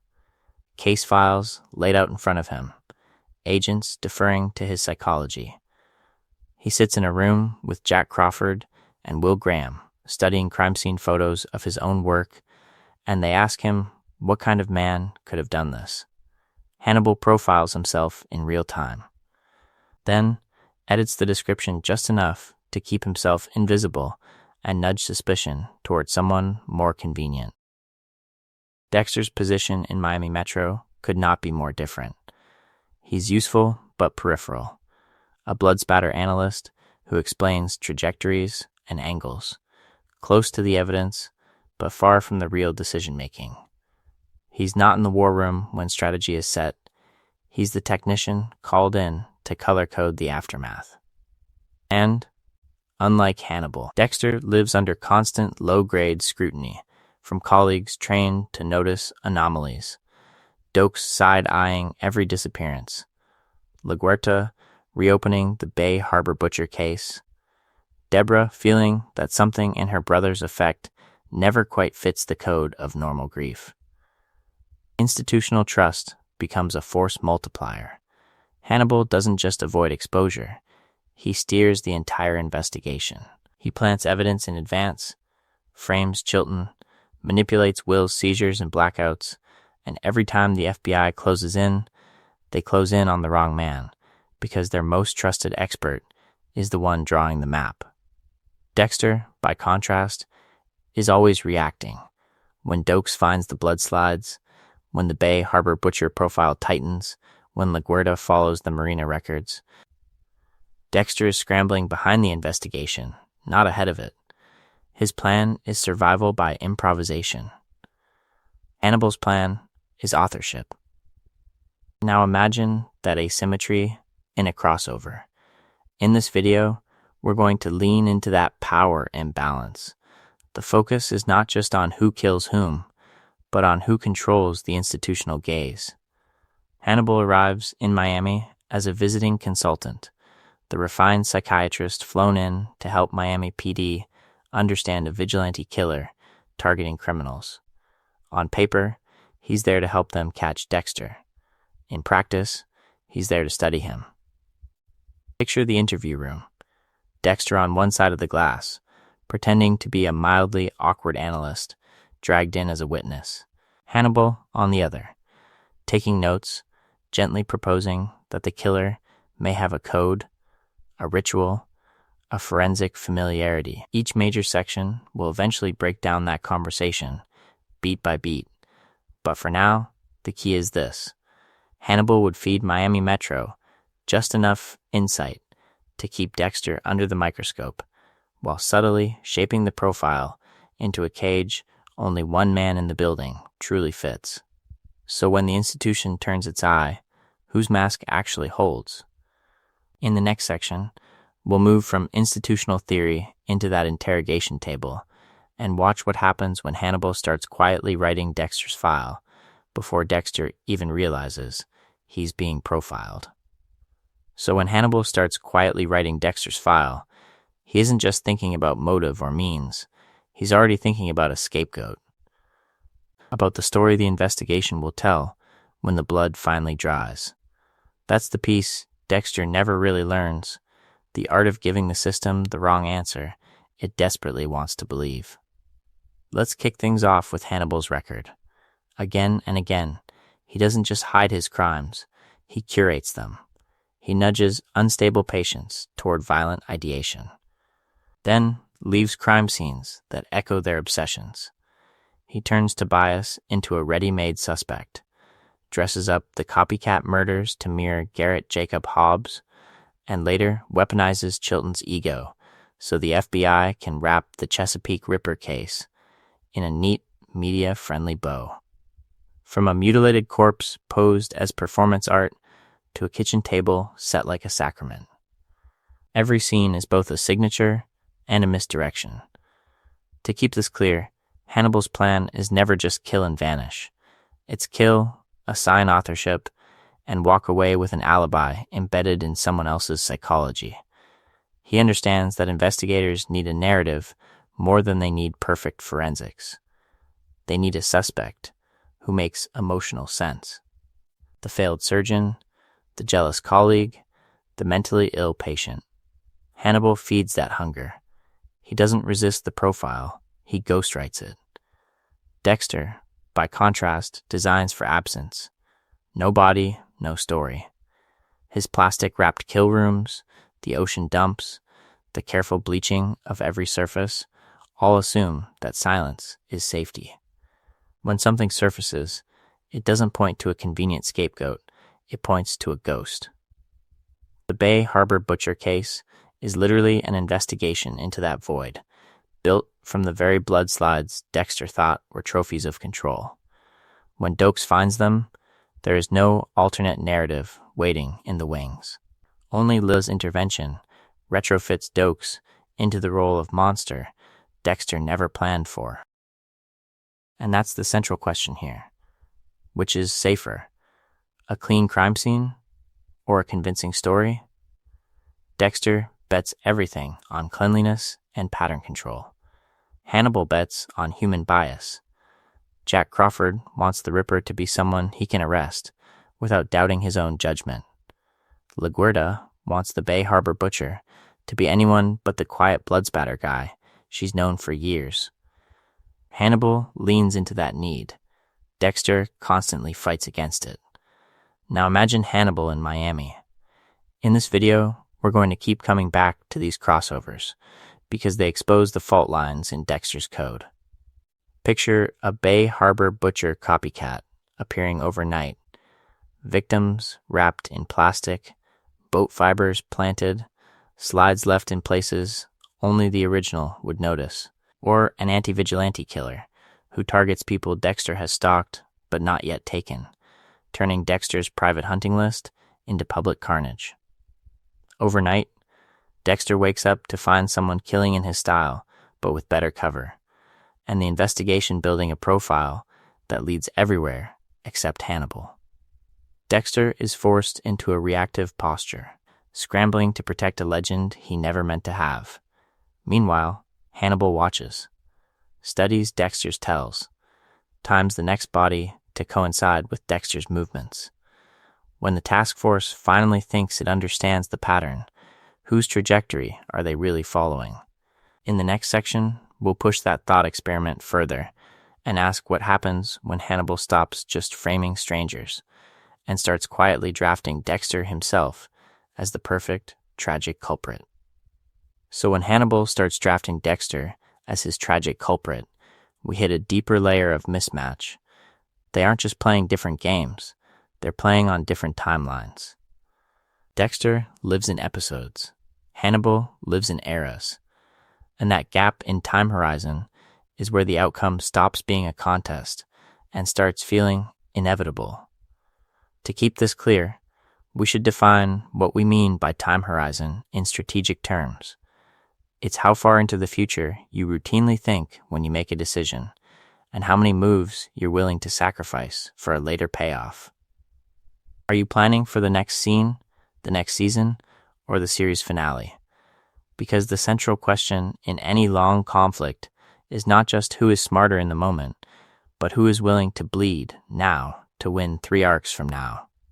Dexter's horizon, almost always, stops at the next kill, the next cover-up, or, at best, the next investigation cycle.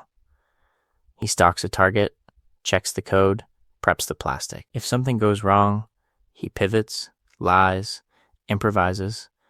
When a season-long antagonist appears, Brian, Trinity, Miguel, Saxon, his plan stretches to survive this threat and maybe protect Deb or Harrison in the short term. Beyond that, his life plan is vague. Be normal, quit someday, move to a new city. These are not strategies, they're escape fantasies. From a blood slide tucked into an air conditioner to a body dumped in the ocean, Dexter's idea of control is always about closing the current loop before anyone notices. He rarely plants anything that will pay off years later. He doesn't cultivate institutions, he hides inside them. He doesn't build reputations to weaponize. He borrows Harry's badge and Miami Metro's lab to stay one step ahead of the next internal review. When new blood rolls around, the pattern hasn't changed. New name, new town, same week-to-week survival. Hannibal's entire psychology runs in the opposite direction.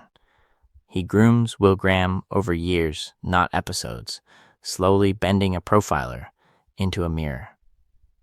He curates professional reputations across continents, so that when an investigation finally tightens, he can redirect it through Jack, Chilton, or Alana, like water through a canal he dug a decade earlier. In this video, we're going to keep coming back to this. The focus is not just on his elegance, but on how conversations in Season 1 quietly detonate in Season 3. That's what a decade-long game looks like. Early therapy sessions become legal alibis. Dinner invitations become leverage. Short-term losses, being suspected, even briefly exposed, are accepted moves in a much larger design. When Hannibal lets someone live, we have to ask, is that mercy or a seed for a later harvest? Once you see that, the mismatch in time horizons makes the outcome feel locked. In any prolonged conflict, the long-term planner can absorb short-term failures, while the short-term survivor eventually runs out of clean exits. Dexter can win an encounter, he can even win a season.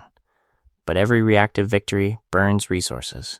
Another lie to Deb, another compromised colleague, another relocation that shrinks his world.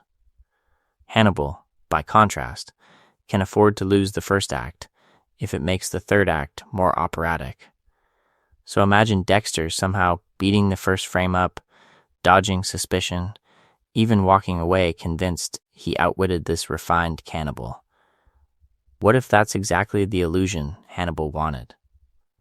Along the way, he's already mapped Dexter's code, logged his tells, and nudge the institutions around them into a shape that will only make sense later.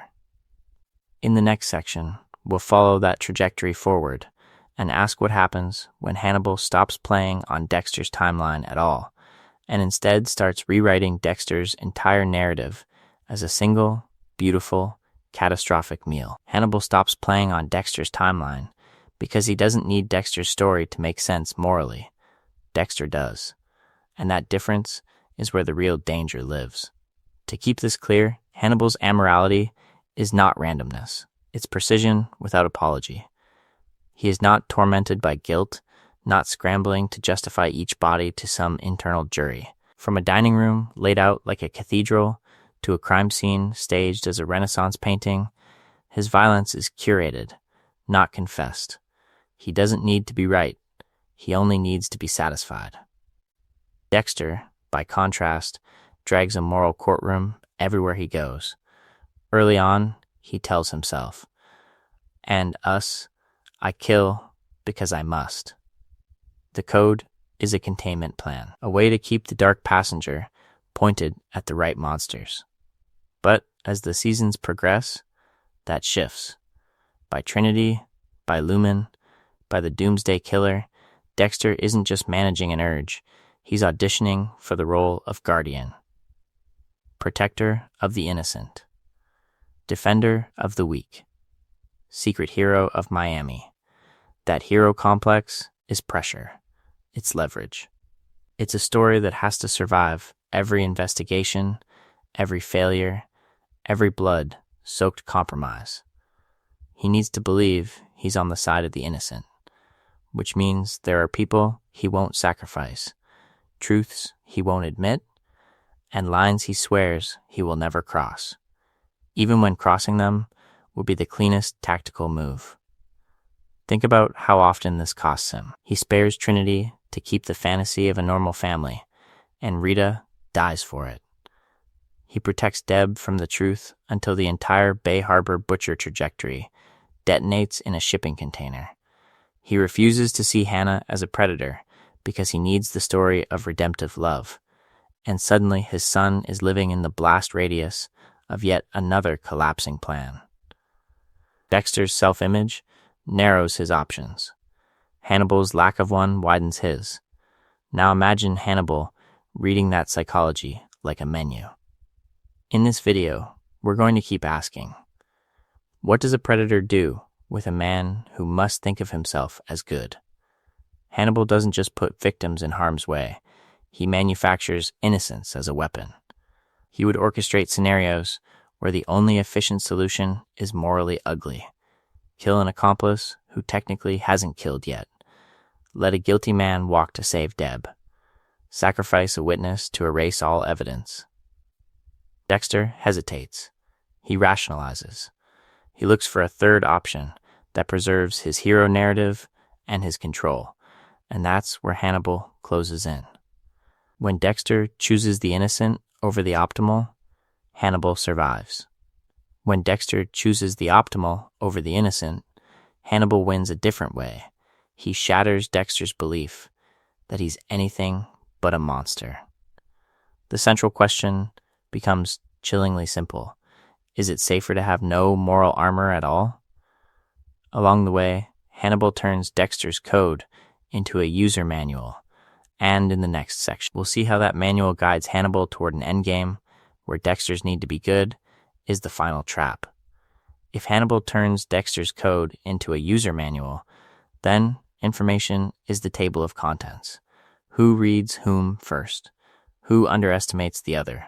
Who realizes, too late, that they've been living inside someone else's investigation? To keep this clear, we need to talk about information asymmetry. The side that knows more about the other's habits, psychology, and network doesn't just win one move, they gain a compounding advantage in every subsequent move. Each new detail sharpens the profile, tightens the plan, and turns chance encounters into staged events.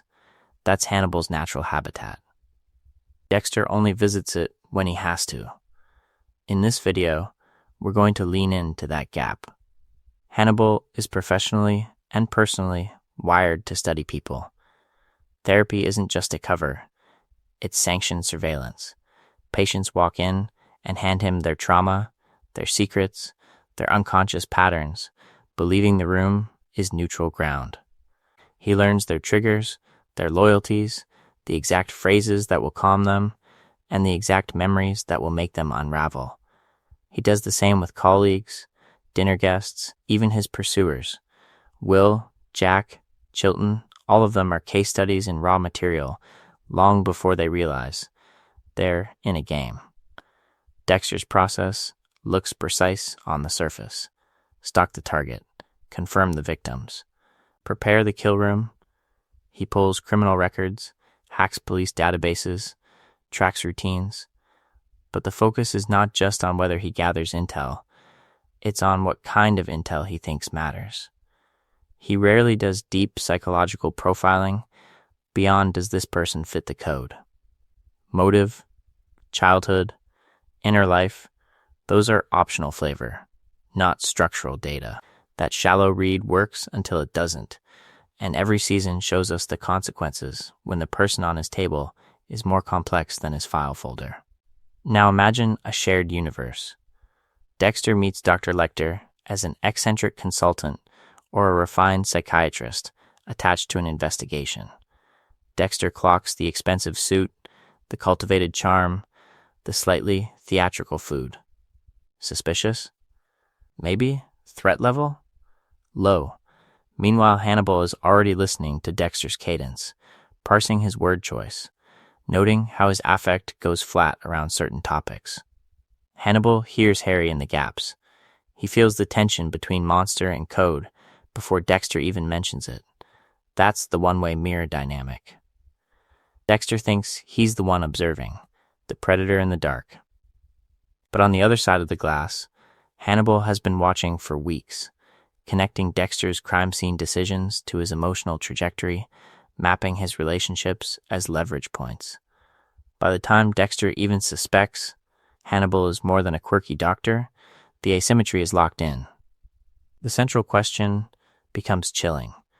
What happens when a man whose plans already tend to collapse walks into a world where every misstep has been pre-measured by someone else?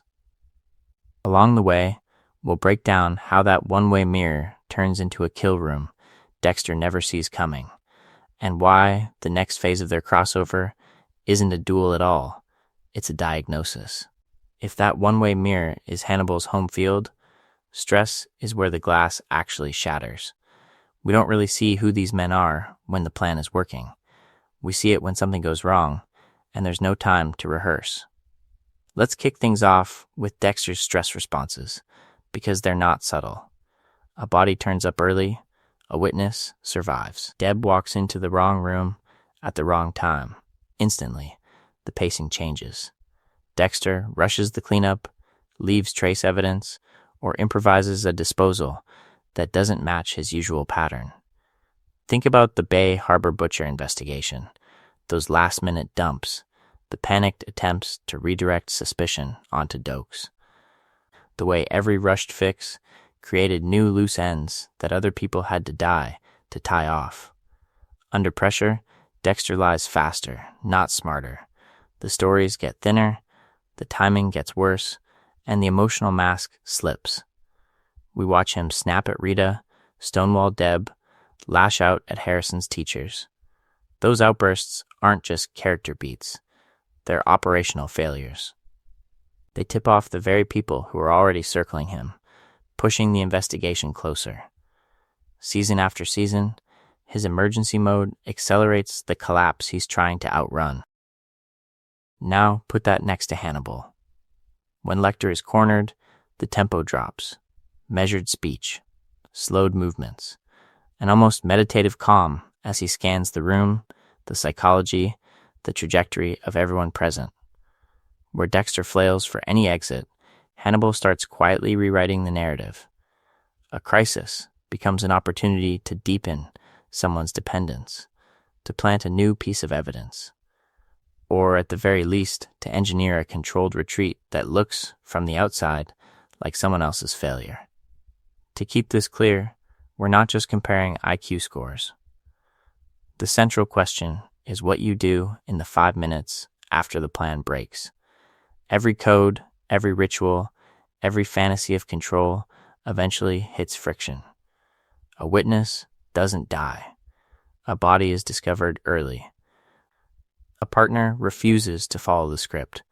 That's the moment where real competence lives or dies, because you no longer have the luxury of pretending you're the author of events. You're reacting to a world that refuses to cooperate. In this video, we're going to lean on that distinction, because crisis behavior is where the asymmetry becomes lethal. In any direct conflict, the first serious disruption, an interrupted kill, a discovered body, a colleague who walks in too early, pushes Dexter into his least controlled state, and Hannibal into his most dangerous one. Dexter's heart rate spikes. Hannibal's drops. Dexter scrambles to preserve the plan. Hannibal abandons it and writes a new one on the fly, usually in someone else's blood. And that sets up a chilling scenario we'll walk through next. What happens the first time both men are caught off guard, in the same room, at the same crime scene, with no time to prepare? Along the way, we'll see who actually walks away when the narrative itself is on the table, and who discovers they were just a character on Hannibal's page. And that same room, same crime scene idea exposes the trap the fandom keeps walking into. We hear smart serial killer versus smart serial killer, and our brains immediately flatten everything else. Two geniuses, two monsters. Fair fight, right? To keep this clear, we need to drag those asymmetries back into the light. Dexter walks in chained to a rigid code that he breaks whenever the pressure spikes. Hannibal glides in with a fluid amorality that never has to bend, because it never pretends to be moral in the first place. Dexter is already negotiating with his own rules, already half convinced he's a hero. Hannibal just has appetites and design principles. There is nothing for him to betray. Operationally, the gap is even worse. Dexter's OPSEC is a trail of collapse disguised as ritual. Blood slides in his air conditioner, trophies hidden in his own home, kill rooms built in active investigation zones. Every season, someone almost catches him because of something he did repeatedly. Hannibal, by contrast, layers cover stories, social capital, and pre-planted evidence. He doesn't just erase scenes, he choreographs what investigators will find, who they will blame, and how they will feel about it. Psychologically, we've already seen that Dexter's mask is brittle. One bad conversation, one wrong question, and he starts stammering about being a very neat monster. His persona and his pathology live in separate rooms. Hannibal's are fully integrated. The charming doctor, the cultivated gourmand, the killer arranging bodies like art installations, these are not masks he switches between. They are facets of the same architecture, each reinforcing the other, each giving him more control over the investigation and the people inside it. So when fandom reduces this to they're both smart serial killers, it's not just shallow, it's misleading. That shorthand collapses a system designer into the same category as a system glitch. Hannibal rewrites the rules of whatever world he's in, legal, psychological, even aesthetic. Dexter spends his entire trajectory trying not to get caught breaking rules someone else wrote, then patching the damage when his plan fails again. One is building the maze. The other is congratulating himself for finding a temporary exit. In this video, we're going to lean into that difference. The focus is not just on who would win in some abstract IQ contest, but on how their designs behave under stress, when evidence points the wrong way, when an ally starts asking the right questions, when a body turns up where it shouldn't. Who anticipates that? Who improvises badly? Who panics? Each major section will now stop speaking in abstractions and walk through concrete encounters. The first meeting, the mutual sizing up, the moment suspicion hardens into open conflict. Along the way, we'll use everything we've built: code versus amorality, sloppy versus layered cover, brittle versus integrated identity, to predict, beat by beat, what actually happens in that shared room. And by the end, the illusion of parity won't just be argued away, it'll be impossible to see. So now that we've imagined them in the same room, we have to step back and ask a quieter, more unsettling question: who built the room in the first place? Because the central question isn't just who's smarter, it's who is designing reality, and who is just sprinting between disasters inside it. To keep this clear, think of Hannibal as an architect, not just of murders, but of entire social ecosystems. He sketches out emotional trajectories, investigative paths, and relationship arcs months or years in advance, then walks away and lets gravity do the rest. Will Graham's breakdown, Jack Crawford's doubt, Chilton's public humiliation, these are not improvisations. These are blueprints. Once poured, the concrete of those choices hardens on its own. Dexter, by contrast, is a firefighter. He doesn't shape the landscape, he races toward whatever is already burning. And usually, he's the one who knocked over the first candle. A bloodslide goes missing. A coworker gets suspicious. A kill room is discovered half-prepped. Each time, Dexter barrels in with a new plan, a new lie, a new frantic adjustment to preserve the illusion of control. The fire is always already raging when he arrives. Look at the pattern. Season 1.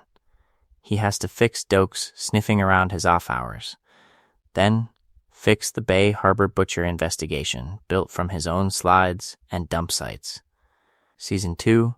Leela solves his Dokes problem in a way that creates 3 more. Season 4. Trinity survives Dexter's first attempt to contain him, wanders back to his family, and the consequence is Rita in the bathtub. Each fix is reactive. Each fix is late. Now put that next to Hannibal, calmly nudging Will toward a copycat crime scene, pre-planting evidence so that when the investigation inevitably turns, it turns exactly where he wants. Or orchestrating Mason Verger's spiral so that by the time law enforcement catches up, they're walking through a crime story he already authored. In this video, we're going to keep returning to that gap. Hannibal chooses the battlefield and the timing. Dexter is always showing up to someone else's move, with incomplete information and way too much faith in his own code. Proactive intelligence compounds. Every Hannibal move creates 3 new options: a scapegoat, an ally, a future leverage point. Every Dexter patch creates 3 new problems: an extra body, a loose end, a shaken confidant. Which position would you rather be in during a real investigation? The one planting evidence months ahead, or the one hiding trophies in an air conditioner because you ran out of time? Along the way, this architect versus firefighter split explains why Dexter's biggest victories are so fragile. They feel decisive in the moment, but they're built on rushed improvisation, not structural control. And when we finally map him against someone who lives in long horizons, we'll see how easily a true architect could turn those heroic rescues into pre-engineered traps Dexter never even recognizes until the floor gives way. So let's kick things off by zooming in on the basic rhythm of a Dexter episode, because once we see that pattern, it's impossible to unsee. We open with a confident plan. Target identified, kill room prepared, alibi rehearsed. Dexter tells us he's in control. And then, almost on cue, a single loose thread starts to pull the whole thing apart. To keep this clear, think about how predictable the trajectory is. A small oversight, a neighbor spots him where he shouldn't be, a security camera he didn't clock, a phone he forgets to turn off. Mounting pressure, the investigation shifts, a task force forms, Deb or Lagerda asks one probing question too many. Frantic cover-up, Dexter races to move a body, fabricate a story, sabotage evidence. Narrow escape, he survives. But the victory leaves more loose ends than it resolves. That's not a fluke. That's the structure. The interrupted kills are the purest expression of this collapse. Rita comes home early. A target's wife knocks on the door. Dokes follows a hunch and walks straight into Dexter's hunting ground. Bodies that were supposed to vanish in the ocean wash ashore. A bloodslide goes missing. A trophy box gets discovered. Over and over, the ritual that is supposed to guarantee control becomes the exact point where control fails. In this video, we're going to resist the temptation to read these improvisations as secret genius. They feel clever in the moment. Quick thinking, tight escapes, the thrill of watching him adapt. But strategically, they're symptoms, not strengths. A truly disciplined operator does not have to keep reinventing the plan mid-kill because a doorbell rang or a coworker stayed late. The central question isn't how smart was that save, it's why was the plan so fragile that he needed a save at all. Contrast that with Hannibal. When Hannibal improvises, it's almost never to drag a failing operation back from the brink. It's to upgrade an already safe design. The police come sooner than expected. He's already planted alternate evidence. Will Graham starts doubting him. Hannibal folds that doubt into a deeper psychological game. His adjustments extend his control. Dexter's are emergency surgeries on a body that keeps hemorrhaging. And Dexter's improvisations leave scars. Extra witnesses who remember his face. Suspicious coworkers tracking his unexplained absences. Forensic anomalies that don't quite fit the file but never fully go away. Season after season, these accumulate, Dokes circling him on instinct, LaGuerta reopening Bay Harbor. Deb walking into the church at the exact wrong second.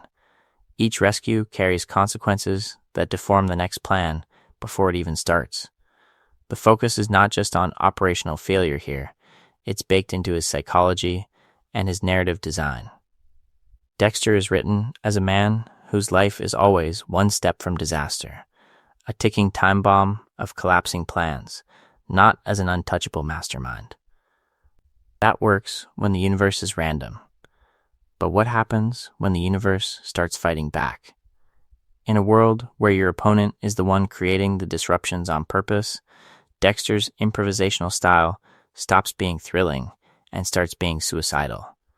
If his house of cards falls apart on its own, what happens when someone like Hannibal starts deliberately pulling out the cards? And this is where Dexter's biggest weapon turns into his most dangerous blindfold. From the first season on, we don't just watch Dexter move through a scene, we ride inside his head. The calm voiceover, the clinical language, the dry little observations about blood and behavior. It feels like control. It sounds like mastery. But listen to what that narration is doing. In the exact moments, everything is falling apart. Dokes finds the blood slides. Dexter's voiceover instantly reframes it as a challenge he's already solving, not a catastrophic failure of his own system. Leela kills Dokes and burns the cabin.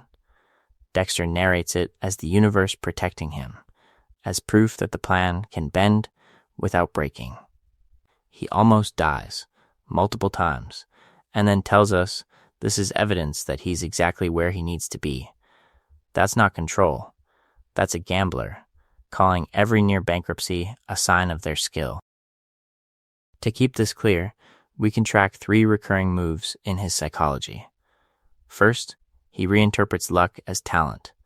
A last-second distraction in an investigation, a body found slightly off schedule, a suspect who conveniently dies before talking.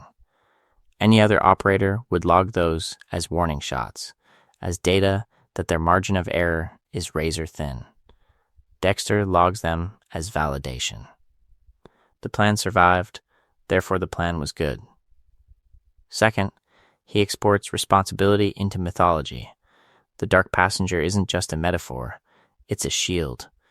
If the urge to kill is a separate entity riding along, then Dexter can talk about it like weather instead of choice.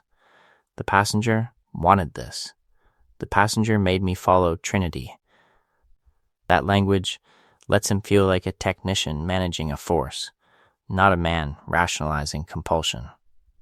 Third, he treats Harry's code as if it were a rational, objective system instead of what it really is, a panicked father's coping mechanism upgraded into a lifelong permission slip. Season after season, the code fails on contact with reality. Dokes, Leela, Miguel, LaGuerta, even Rita's death, all flow from Dexter bending, breaking, or selectively interpreting that code. Yet in his narration, the code remains flawless. Only his execution is at fault. The tool is never questioned, only the user. And because he never interrogates the tool, he never sees the pattern. The same types of crises repeat. A colleague gets too close. A partner becomes a liability. A kill room is compromised by some tiny oversight he should have anticipated. Instead of asking, why does my life keep generating the same emergency? He patches the latest leak and congratulates himself for staying afloat. Survival becomes proof that the system works, not evidence that it's always on the edge of collapse. Now, contrast that with Hannibal. Hannibal doesn't need a dark passenger. He names what he is. He understands his drives, his aesthetics, his appetites, and he uses them strategically. There's no metaphor standing between him and his own motives. When he manipulates Will Graham, or frames Chilton, or stays 3 moves ahead of Jack Crawford's investigation, it's not because he believes he's a misunderstood hero with a code. It's because he has audited his own mind. He knows his biases, his weaknesses, his pleasures, and he designs his plans around them. That self-knowledge is a force multiplier. In this video, we're going to keep returning to this point, because the central question is not just who is smarter in some abstract IQ test. The focus is not just on tactics, but on who can see themselves clearly enough to predict their own failures before an enemy weaponizes them. Hannibal can. Dexter cannot. Dexter's entire identity is built on a comforting story, that he is a monster chained by rules, a necessary evil contained by structure. If he questions that story, everything collapses, so he never does. He can't audit the code without threatening the self it supports, and in a duel of minds, that's fatal. The person who can revise their own narrative will always outmaneuver the one trapped inside a flattering myth. If Dexter can't even see the traps he lays for himself, how hard would it really be for Hannibal to build a cage that feels like freedom? A scenario where every move Dexter makes looks like control while bringing him closer and closer to checkmate? So let's kick things off by naming the weapon that really decides this matchup.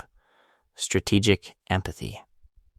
Not just feeling what someone feels, but building a working model of their inner life. Desires, fears, blind spots. The trajectories of their choices over time. Strategic empathy is the ability to run that model forward and predict what they'll do 3 moves from now, not just how they look in the moment. Hannibal lives there. From the first therapy sessions with Will Graham to his dinners with Jack Crawford, he isn't just observing. He's curating experiences. A pointed question here, a withheld truth there, a carefully staged trauma when he needs someone to break. He designs conversations as if they're crime scenes, every word a placed clue, every silence an invitation. When Will hallucinates, when Abigail lies, when Bedelia flinches, Hannibal has already rehearsed those reactions in his head. The focus is not just on profiling, it's on cultivation. He doesn't merely identify a weakness, he waters it. He doesn't merely see a fantasy, he feeds it until the person can't tell where their own psychology ends and his manipulation begins. That's why, when the investigation closes in on him, It looks less like a hunter cornered and more like an architect walking through a building he already designed to collapse in specific ways. Dexter, by contrast, reads files. He reads blood spatter, crime scenes, patterns of violence. He's brilliant at reconstructing what happened. He's much weaker at forecasting who someone is becoming. Again and again, his plans depend on people staying in the boxes he's drawn for them, and again, they don't. Look at his closest relationships. Deborah keeps crashing through the limits he's set in his head. He underestimates her instincts until she's standing in that church, watching his code in action, and his entire illusion of control implodes. Dokes reads Dexter's body language and inconsistencies long before any forensic evidence appears. Dexter is genuinely shocked that someone can track him on raw intuition. LaGuerta follows the Bay Harbor butcher trail from the very blood slides Dexter created, while he keeps assuming her political brain won't see past office dynamics. How many warnings does he get that his shallow read of people is a structural failure, not a fluke? In this video, we're going to lean on that gap. Because if we drop Dexter into Hannibal's world, Hannibal doesn't approach him as a puzzle to solve once. He treats him as a long-term project. He maps Dexter's attachments. Harrison, Deborah, Rita's memory. He studies the code, the guilt, the Boy Scout fantasy of being a monster with rules. He traces Dexter's hunger for connection, that recurring need for an apprentice, a partner, a confessor. Then he starts offering exactly what Dexter thinks he wants. That's where Hannibal's toolkit is simply more advanced. Dexter mostly weaponizes fear and restraint, plastic, knives, threats. The promise of consequences. Hannibal weaponizes kindness, permission, vulnerability. He makes empathy feel like safety, right up until it isn't. Which one is more likely to get a confession? Which one is more likely to make the other lower their guard without realizing it? To keep this clear, we should tie it back to OPSEC. Dexter's camouflage is built on mimicry, rehearsed small talk, fake smiles, hit the milestones of normal life, and hope no one looks too closely. Hannibal's camouflage is built on genuine attunement. He actually sees what people need to see in him, then becomes that thing. Friends, colleagues, patients, investigators, they protect him because they feel understood by him. Now imagine that gaze turned on Dexter. Every lie Dexter tells himself about control becomes a data point. Every flinch when Harrison is threatened, every rigid defense of the code, every moment where he overreacts to being seen, Hannibal logs it. If Hannibal can see Dexter more clearly than Dexter sees himself, then every move Dexter makes is essentially pre-read and pre-countered. The question isn't whether Hannibal could set the trap. It's how long he'd let Dexter believe he was the one running the investigation before tightening the noose. So let's kick things off by stripping away the easy label. Hannibal isn't evil in the way Dexter wants his enemies to be evil. Hannibal is playing on a completely different axis, not right versus wrong, but beauty versus vulgarity. Transformation versus stagnation. A body isn't a crime scene to him. It's raw material. A conversation isn't a moral negotiation. It's an opportunity to sculpt someone's trajectory into something more interesting. To keep this clear, Hannibal's decisions follow an aesthetic logic. Symmetry between offense and punishment. Elegance in the method. Psychological resonance in the timing. When he serves a victim to the man who hunted them, that's not random cruelty, it's composition. He asks, is this act meaningful? Is it fitting? Does it complete the picture? Whether it's legal, ethical, or socially acceptable, barely registers as a constraint. Dexter, meanwhile, insists he's a monster, but lives like a Boy Scout with a knife. His entire psychology is built around a laminated rulebook Harry handed him. investigate the target, confirm they're a killer, follow the code. He clings to that sequence because he needs the story that he's on the side of justice. Without it, his sense of control collapses. The code isn't just operational, it's his last defense against seeing himself as what he actually is. And that's where the central question becomes tactical. What happens when someone whose morality is a checklist runs into someone whose morality is a mood board?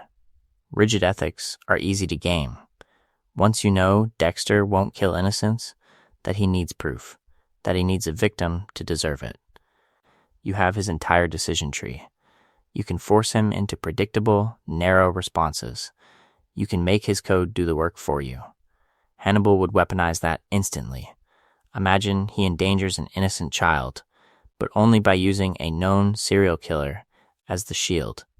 Dexter has to choose: break the code by risking an innocent, or break the code by letting a killer walk. Either way, the Boy Scout ethic fractures.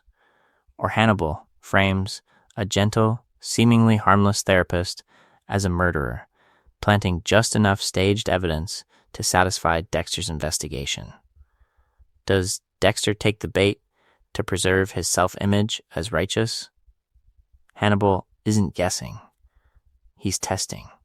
The focus is not just on what they do, but on what they can't even conceive of doing. Dexter literally cannot imagine manufacturing a fake monster just to see what another predator will do.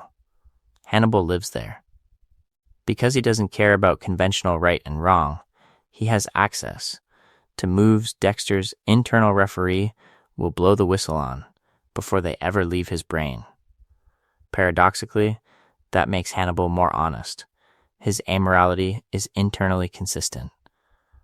He never pretends his appetites are noble. Dexter's pseudo-morality is brittle, constantly colliding with reality, constantly demanding exceptions. He won't kill innocents until Dokes, until Leela, until Miguel. Every season adds another crack. Hannibal's philosophy escalates, Dexter's code erodes. So when one player is bound by a code, and the other is bound only by curiosity and taste, the code stops being a shield. It's a leash.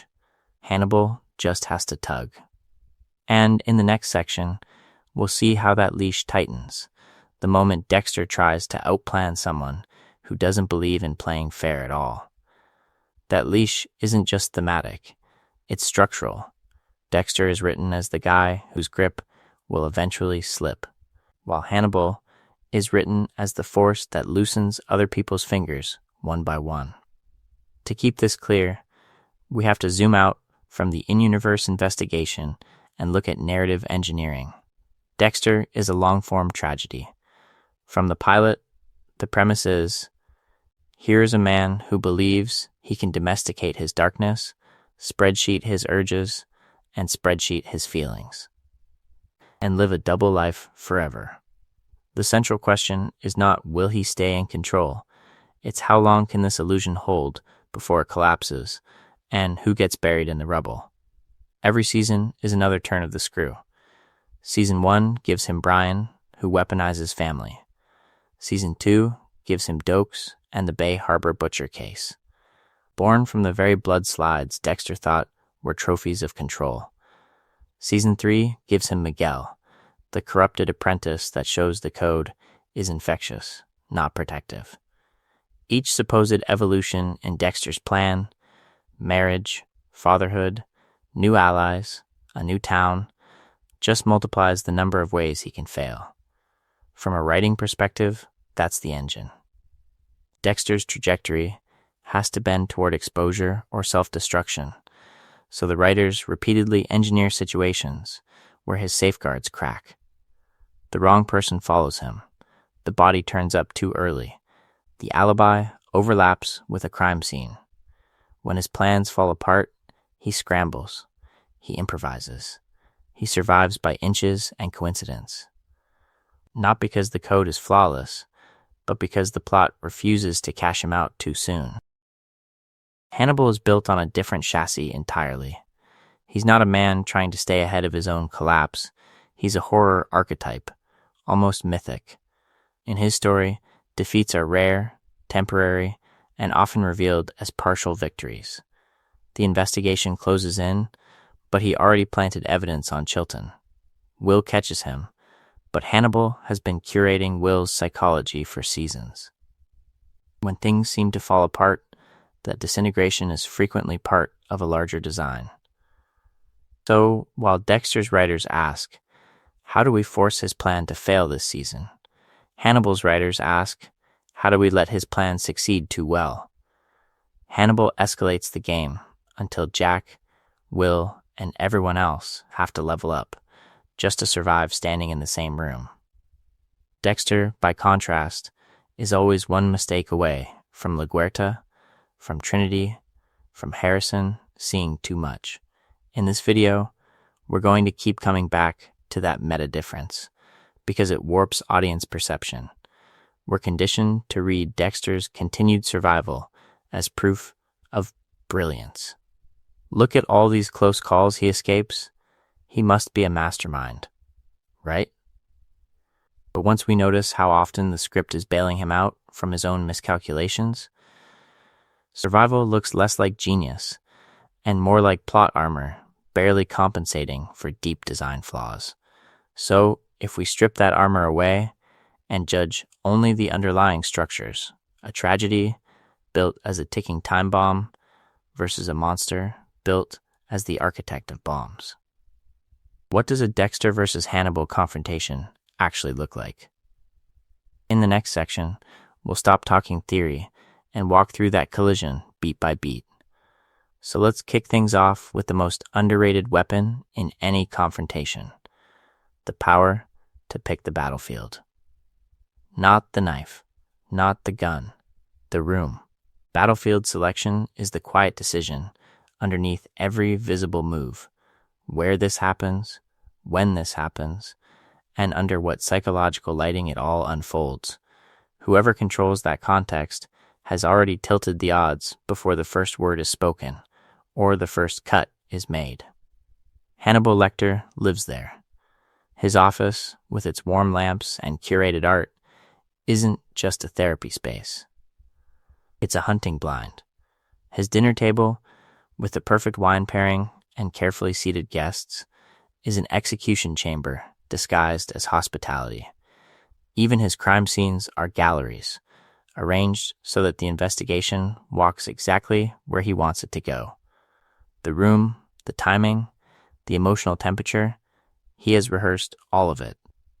Dexter, by contrast, keeps tripping into other people's arenas: police stations, active crime scenes, public streets, Trinity's suburban home, the campsites, cabins, and cluttered houses of new blood.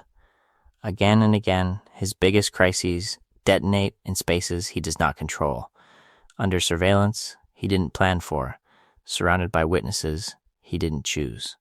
The central question isn't who's smarter, so much as who gets to decide where the game is played. To keep this clear, think about Dexter's sacred comfort zone, the kill room.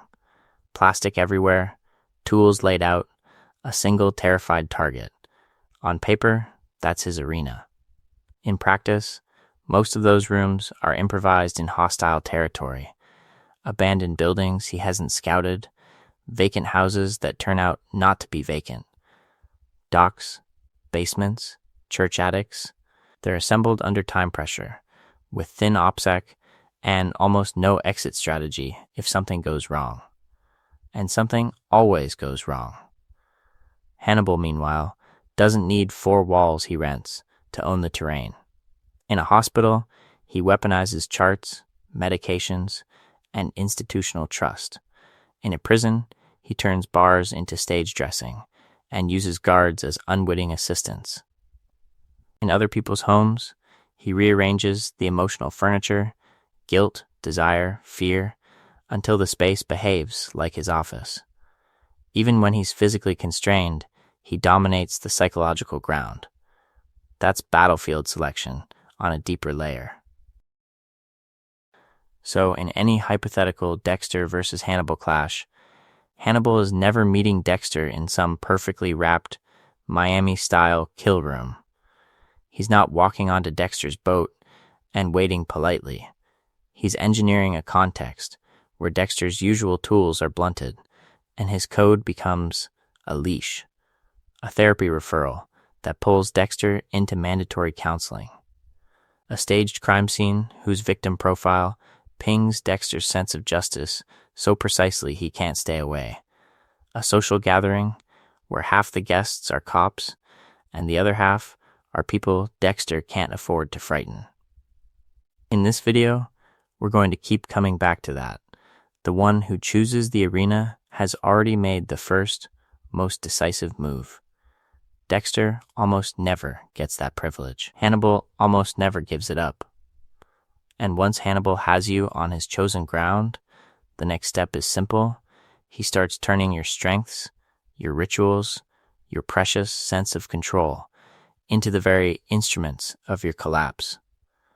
And with Dexter, the richest ground Hannibal could ever stand on isn't a crime scene. It's Dexter's living room, his sister's office, his son's bedroom, the places where the monster pretends to be a man and starts believing his own cover story. Let's kick things off with the obvious inventory. Debra, Rita, Harrison, the co-workers at Miami Metro who joke with him at the coffee machine and unknowingly file his evidence. Across the seasons, these people don't just flesh out Dexter's world, they become the coordinates his life orbits around. By season 4, every major decision is filtered through some variation of will this keep my family safe, or will this keep Deb from finding out? In the show's psychology, that's framed as growth. The code is evolving, the dark passenger is being tamed by love, Dexter is graduating from Harry to husband and father. But tactically, every one of those bonds is a pressure point, a surveillance vector, a live wire that broadcasts his movements and his lies. The central question becomes uncomfortable. If we were hunting Dexter, would we follow the blood, or would we follow the birthday parties? To keep this clear, look at the failure pattern. He skips stalking to make Harrison's first birthday. He rushes the Trinity cleanup because Rita is waiting at the airport. He lets Lumen stay in his apartment. He confides in Deb in the church. Each time, the plan bends around someone he cares about.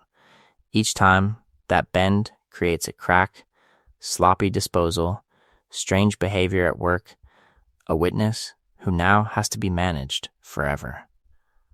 These are not side notes. These are the engines of collapse. Hannibal's psychology runs in the opposite direction. Attachments, for him, are not sacred boundaries. They're instruments, strings to pluck. He befriends Will Graham, treats Jack Crawford's wife, mentors Abigail Hobbs. He doesn't avoid emotional entanglement. He manufactures it, then plays it like music. In this video, we're going to keep contrasting that. Dexter dodges intimacy because he fears exposure. Hannibal seeks it out because intimacy is the best cover and the most precise weapon. Now map that onto Dexter's specific leverage points. Deborah's moral conflict, constantly oscillating between cop, sister, and accomplice. Harrison, the embodiment of Dexter's fantasy that he can pass on something better than what Harry gave him. Batista, Masuka, Quinn, all with their own suspicions, loyalties, financial pressures. Hannibal would see not a cast of side characters, but a network of handles. So how does someone like Hannibal proceed? He doesn't stalk Dexter in the shadows. He offers therapy to Deb after a shooting. He becomes a consulting psychiatrist for Miami Metro. He helps a stressed single father who works blood at a homicide unit. Along the way, he slowly reshapes how they talk about Dexter, from odd but reliable, to fragile, to dangerous, to in need of protection. And here's the lethal mismatch. Once Dexter bonds, he cannot detach without a breakdown. Threats, guilt, promises about Harrison's future, Deb's freedom, Rita's memory, those would hurt him more effectively than any investigation. The focus is not just on physical danger, but on emotional hostage-taking. What the show sells as his humanity is, to a true predator, a user manual. And Hannibal is nothing if not a connoisseur of human leverage. Because once he has that leverage, he doesn't merely threaten, he curates tragedies that feel, to his victims, like consequences they chose themselves. That's where we're headed next. So let's kick things off by naming what Hannibal actually builds. These aren't just schemes or plans in the conventional thriller sense. They're psychological booby traps, carefully staged situations where a person's own guilt, pride, or fear becomes the tripwire. Hannibal doesn't have to shove them. He just makes sure that when they move the way they always move, they walk straight into the blade. From Will Graham confessing to urges Hannibal has been quietly amplifying, to Jack Crawford pushing past every red flag because he needs the investigation to work, we see the same pattern. Hannibal plants an idea. He nudges an impulse. Then he steps back and lets people freely choose the option that ruins them. The focus is not just on manipulation, but on plausible deniability. To keep this clear, Hannibal's favorite victory is the one where, on paper, he did nothing at all. Now, put Dexter's psychology into that architecture. What are his tripwires? First, the buried guilt over his mother's death, over Brian, over every season where his need for control leaves another body on the floor that wasn't on the original list. Second, the constant terror of being found out. The Bay Harbor Butcher investigation humming like background radiation in his skull. Third, the Boy Scout need to see himself as righteous through Harry's code. And finally, the craving for authentic connection that keeps pulling him toward people like Leela, Miguel, Lumen, and Harrison. Even when experience screams, this is how things collapse. In this video, we're going to keep coming back to that gap between who Dexter thinks he is and what his behavior actually reveals. Hannibal would live in that gap. Imagine him as Dexter's therapist, offering deep understanding of the dark passenger, mirroring Dexter's language about urges and control. Then, a hint, a remark that shows he knows more than he should about a crime scene, a victim, a pattern. Is it a coincidence, a slip, or a test Dexter is already failing by overreacting? From there, Hannibal starts layering dilemmas. A suspect who technically fits the code, but whose death would clearly frame someone innocent. A killer Dexter wants to take out, but only by breaking his own rules about not harming bystanders or colleagues. Each time Dexter bends, just a little, he feels the sting. Each violation deepens the self-loathing and makes Hannibal's calm, non-judgmental understanding feel like the only safe place left. That's the feedback loop. The more Dexter scrambles to fix the situation, to protect his secret, to reassert control, the more physical evidence and emotional wreckage he creates. He thinks he's out maneuvering an antagonist. Hannibal is watching a man build his own cage, one compromised choice at a time, and this is where the architect versus firefighter frame hits hardest.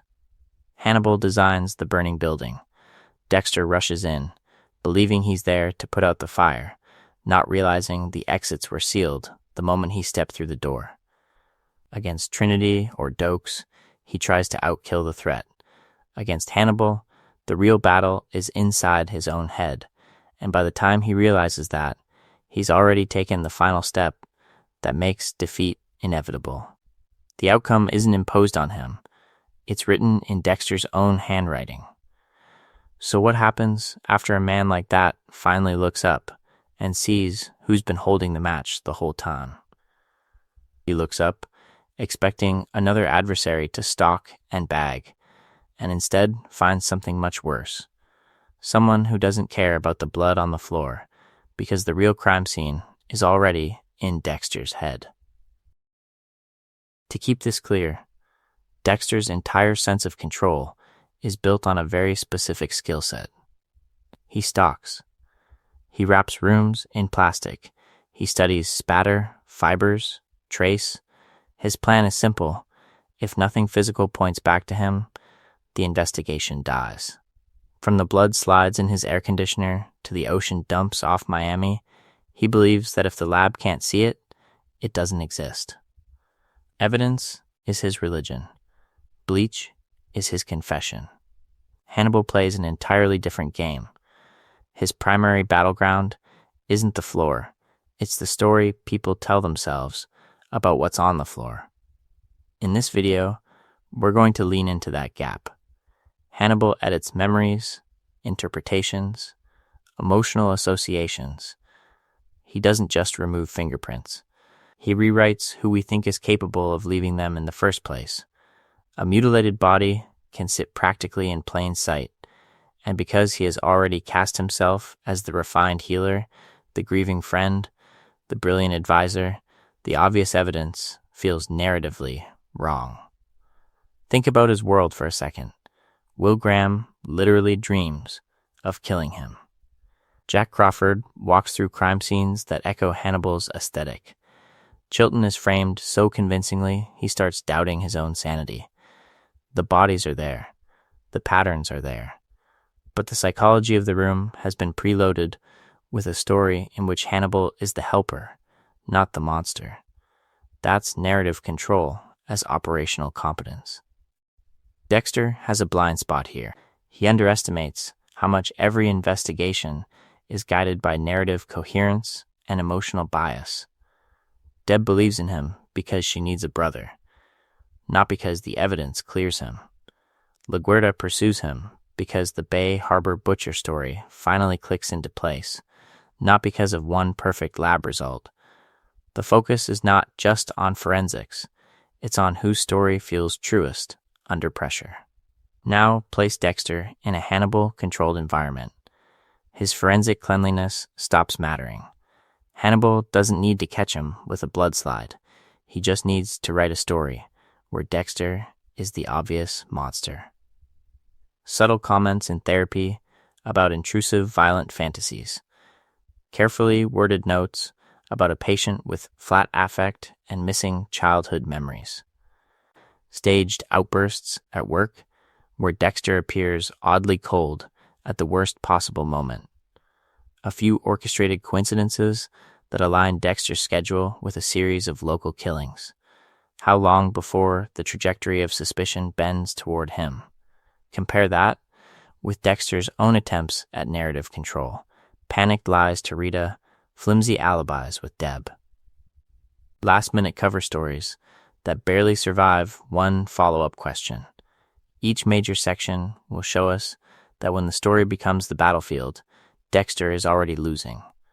So the central question becomes, in a world where institutions believe stories more readily than lab reports, what does a man like Dexter really have beyond a code that's already starting to crack? So if the story is the battlefield, we have to talk about the stories these men tell themselves.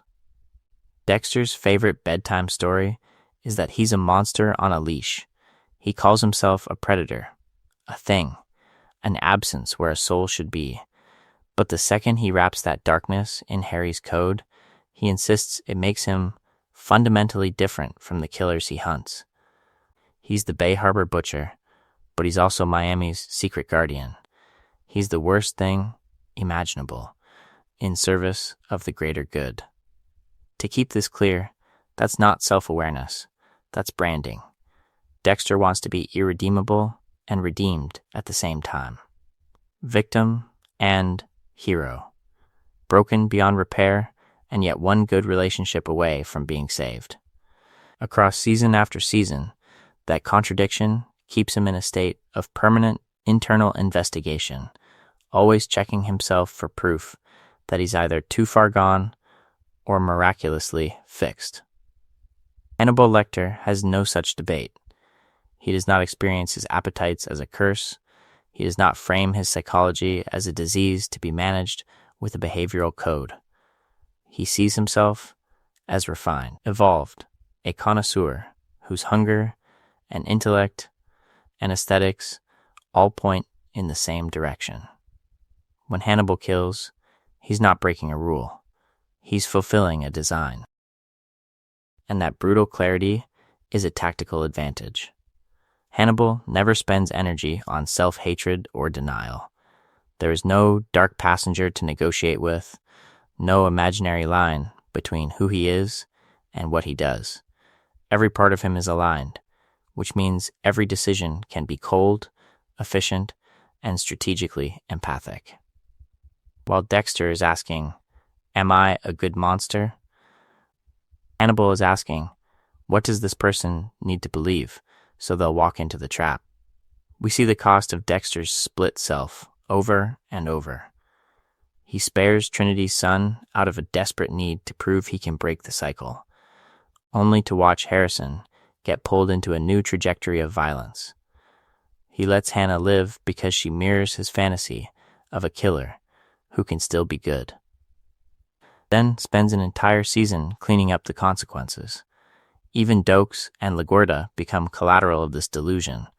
Once Dexter violates the code to protect the myth of himself, the whole plan of being different collapses.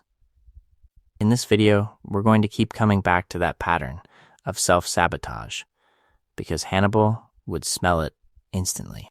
He would praise Dexter's restraint, flatter his higher nature, and then engineer situations where acting on that supposed goodness is suicidal. Protect Deb. Save Harrison. Spare the innocent. How many moves would it take before Dexter's own moral costume becomes the noose? The focus is not just on who is more intelligent on paper, but on who wastes less time arguing with the mirror. Hannibal's unflinching view of his own darkness lets him recognize and exploit the same fractures in others without blinking. Dexter, still negotiating with his reflection, walks into that kind of mind with a visible seam. So when we ask the central question of a duel between them, the edge goes to the man who knows exactly what he is. Strip away Dexter's self-mythology, and what's left for him to fight with?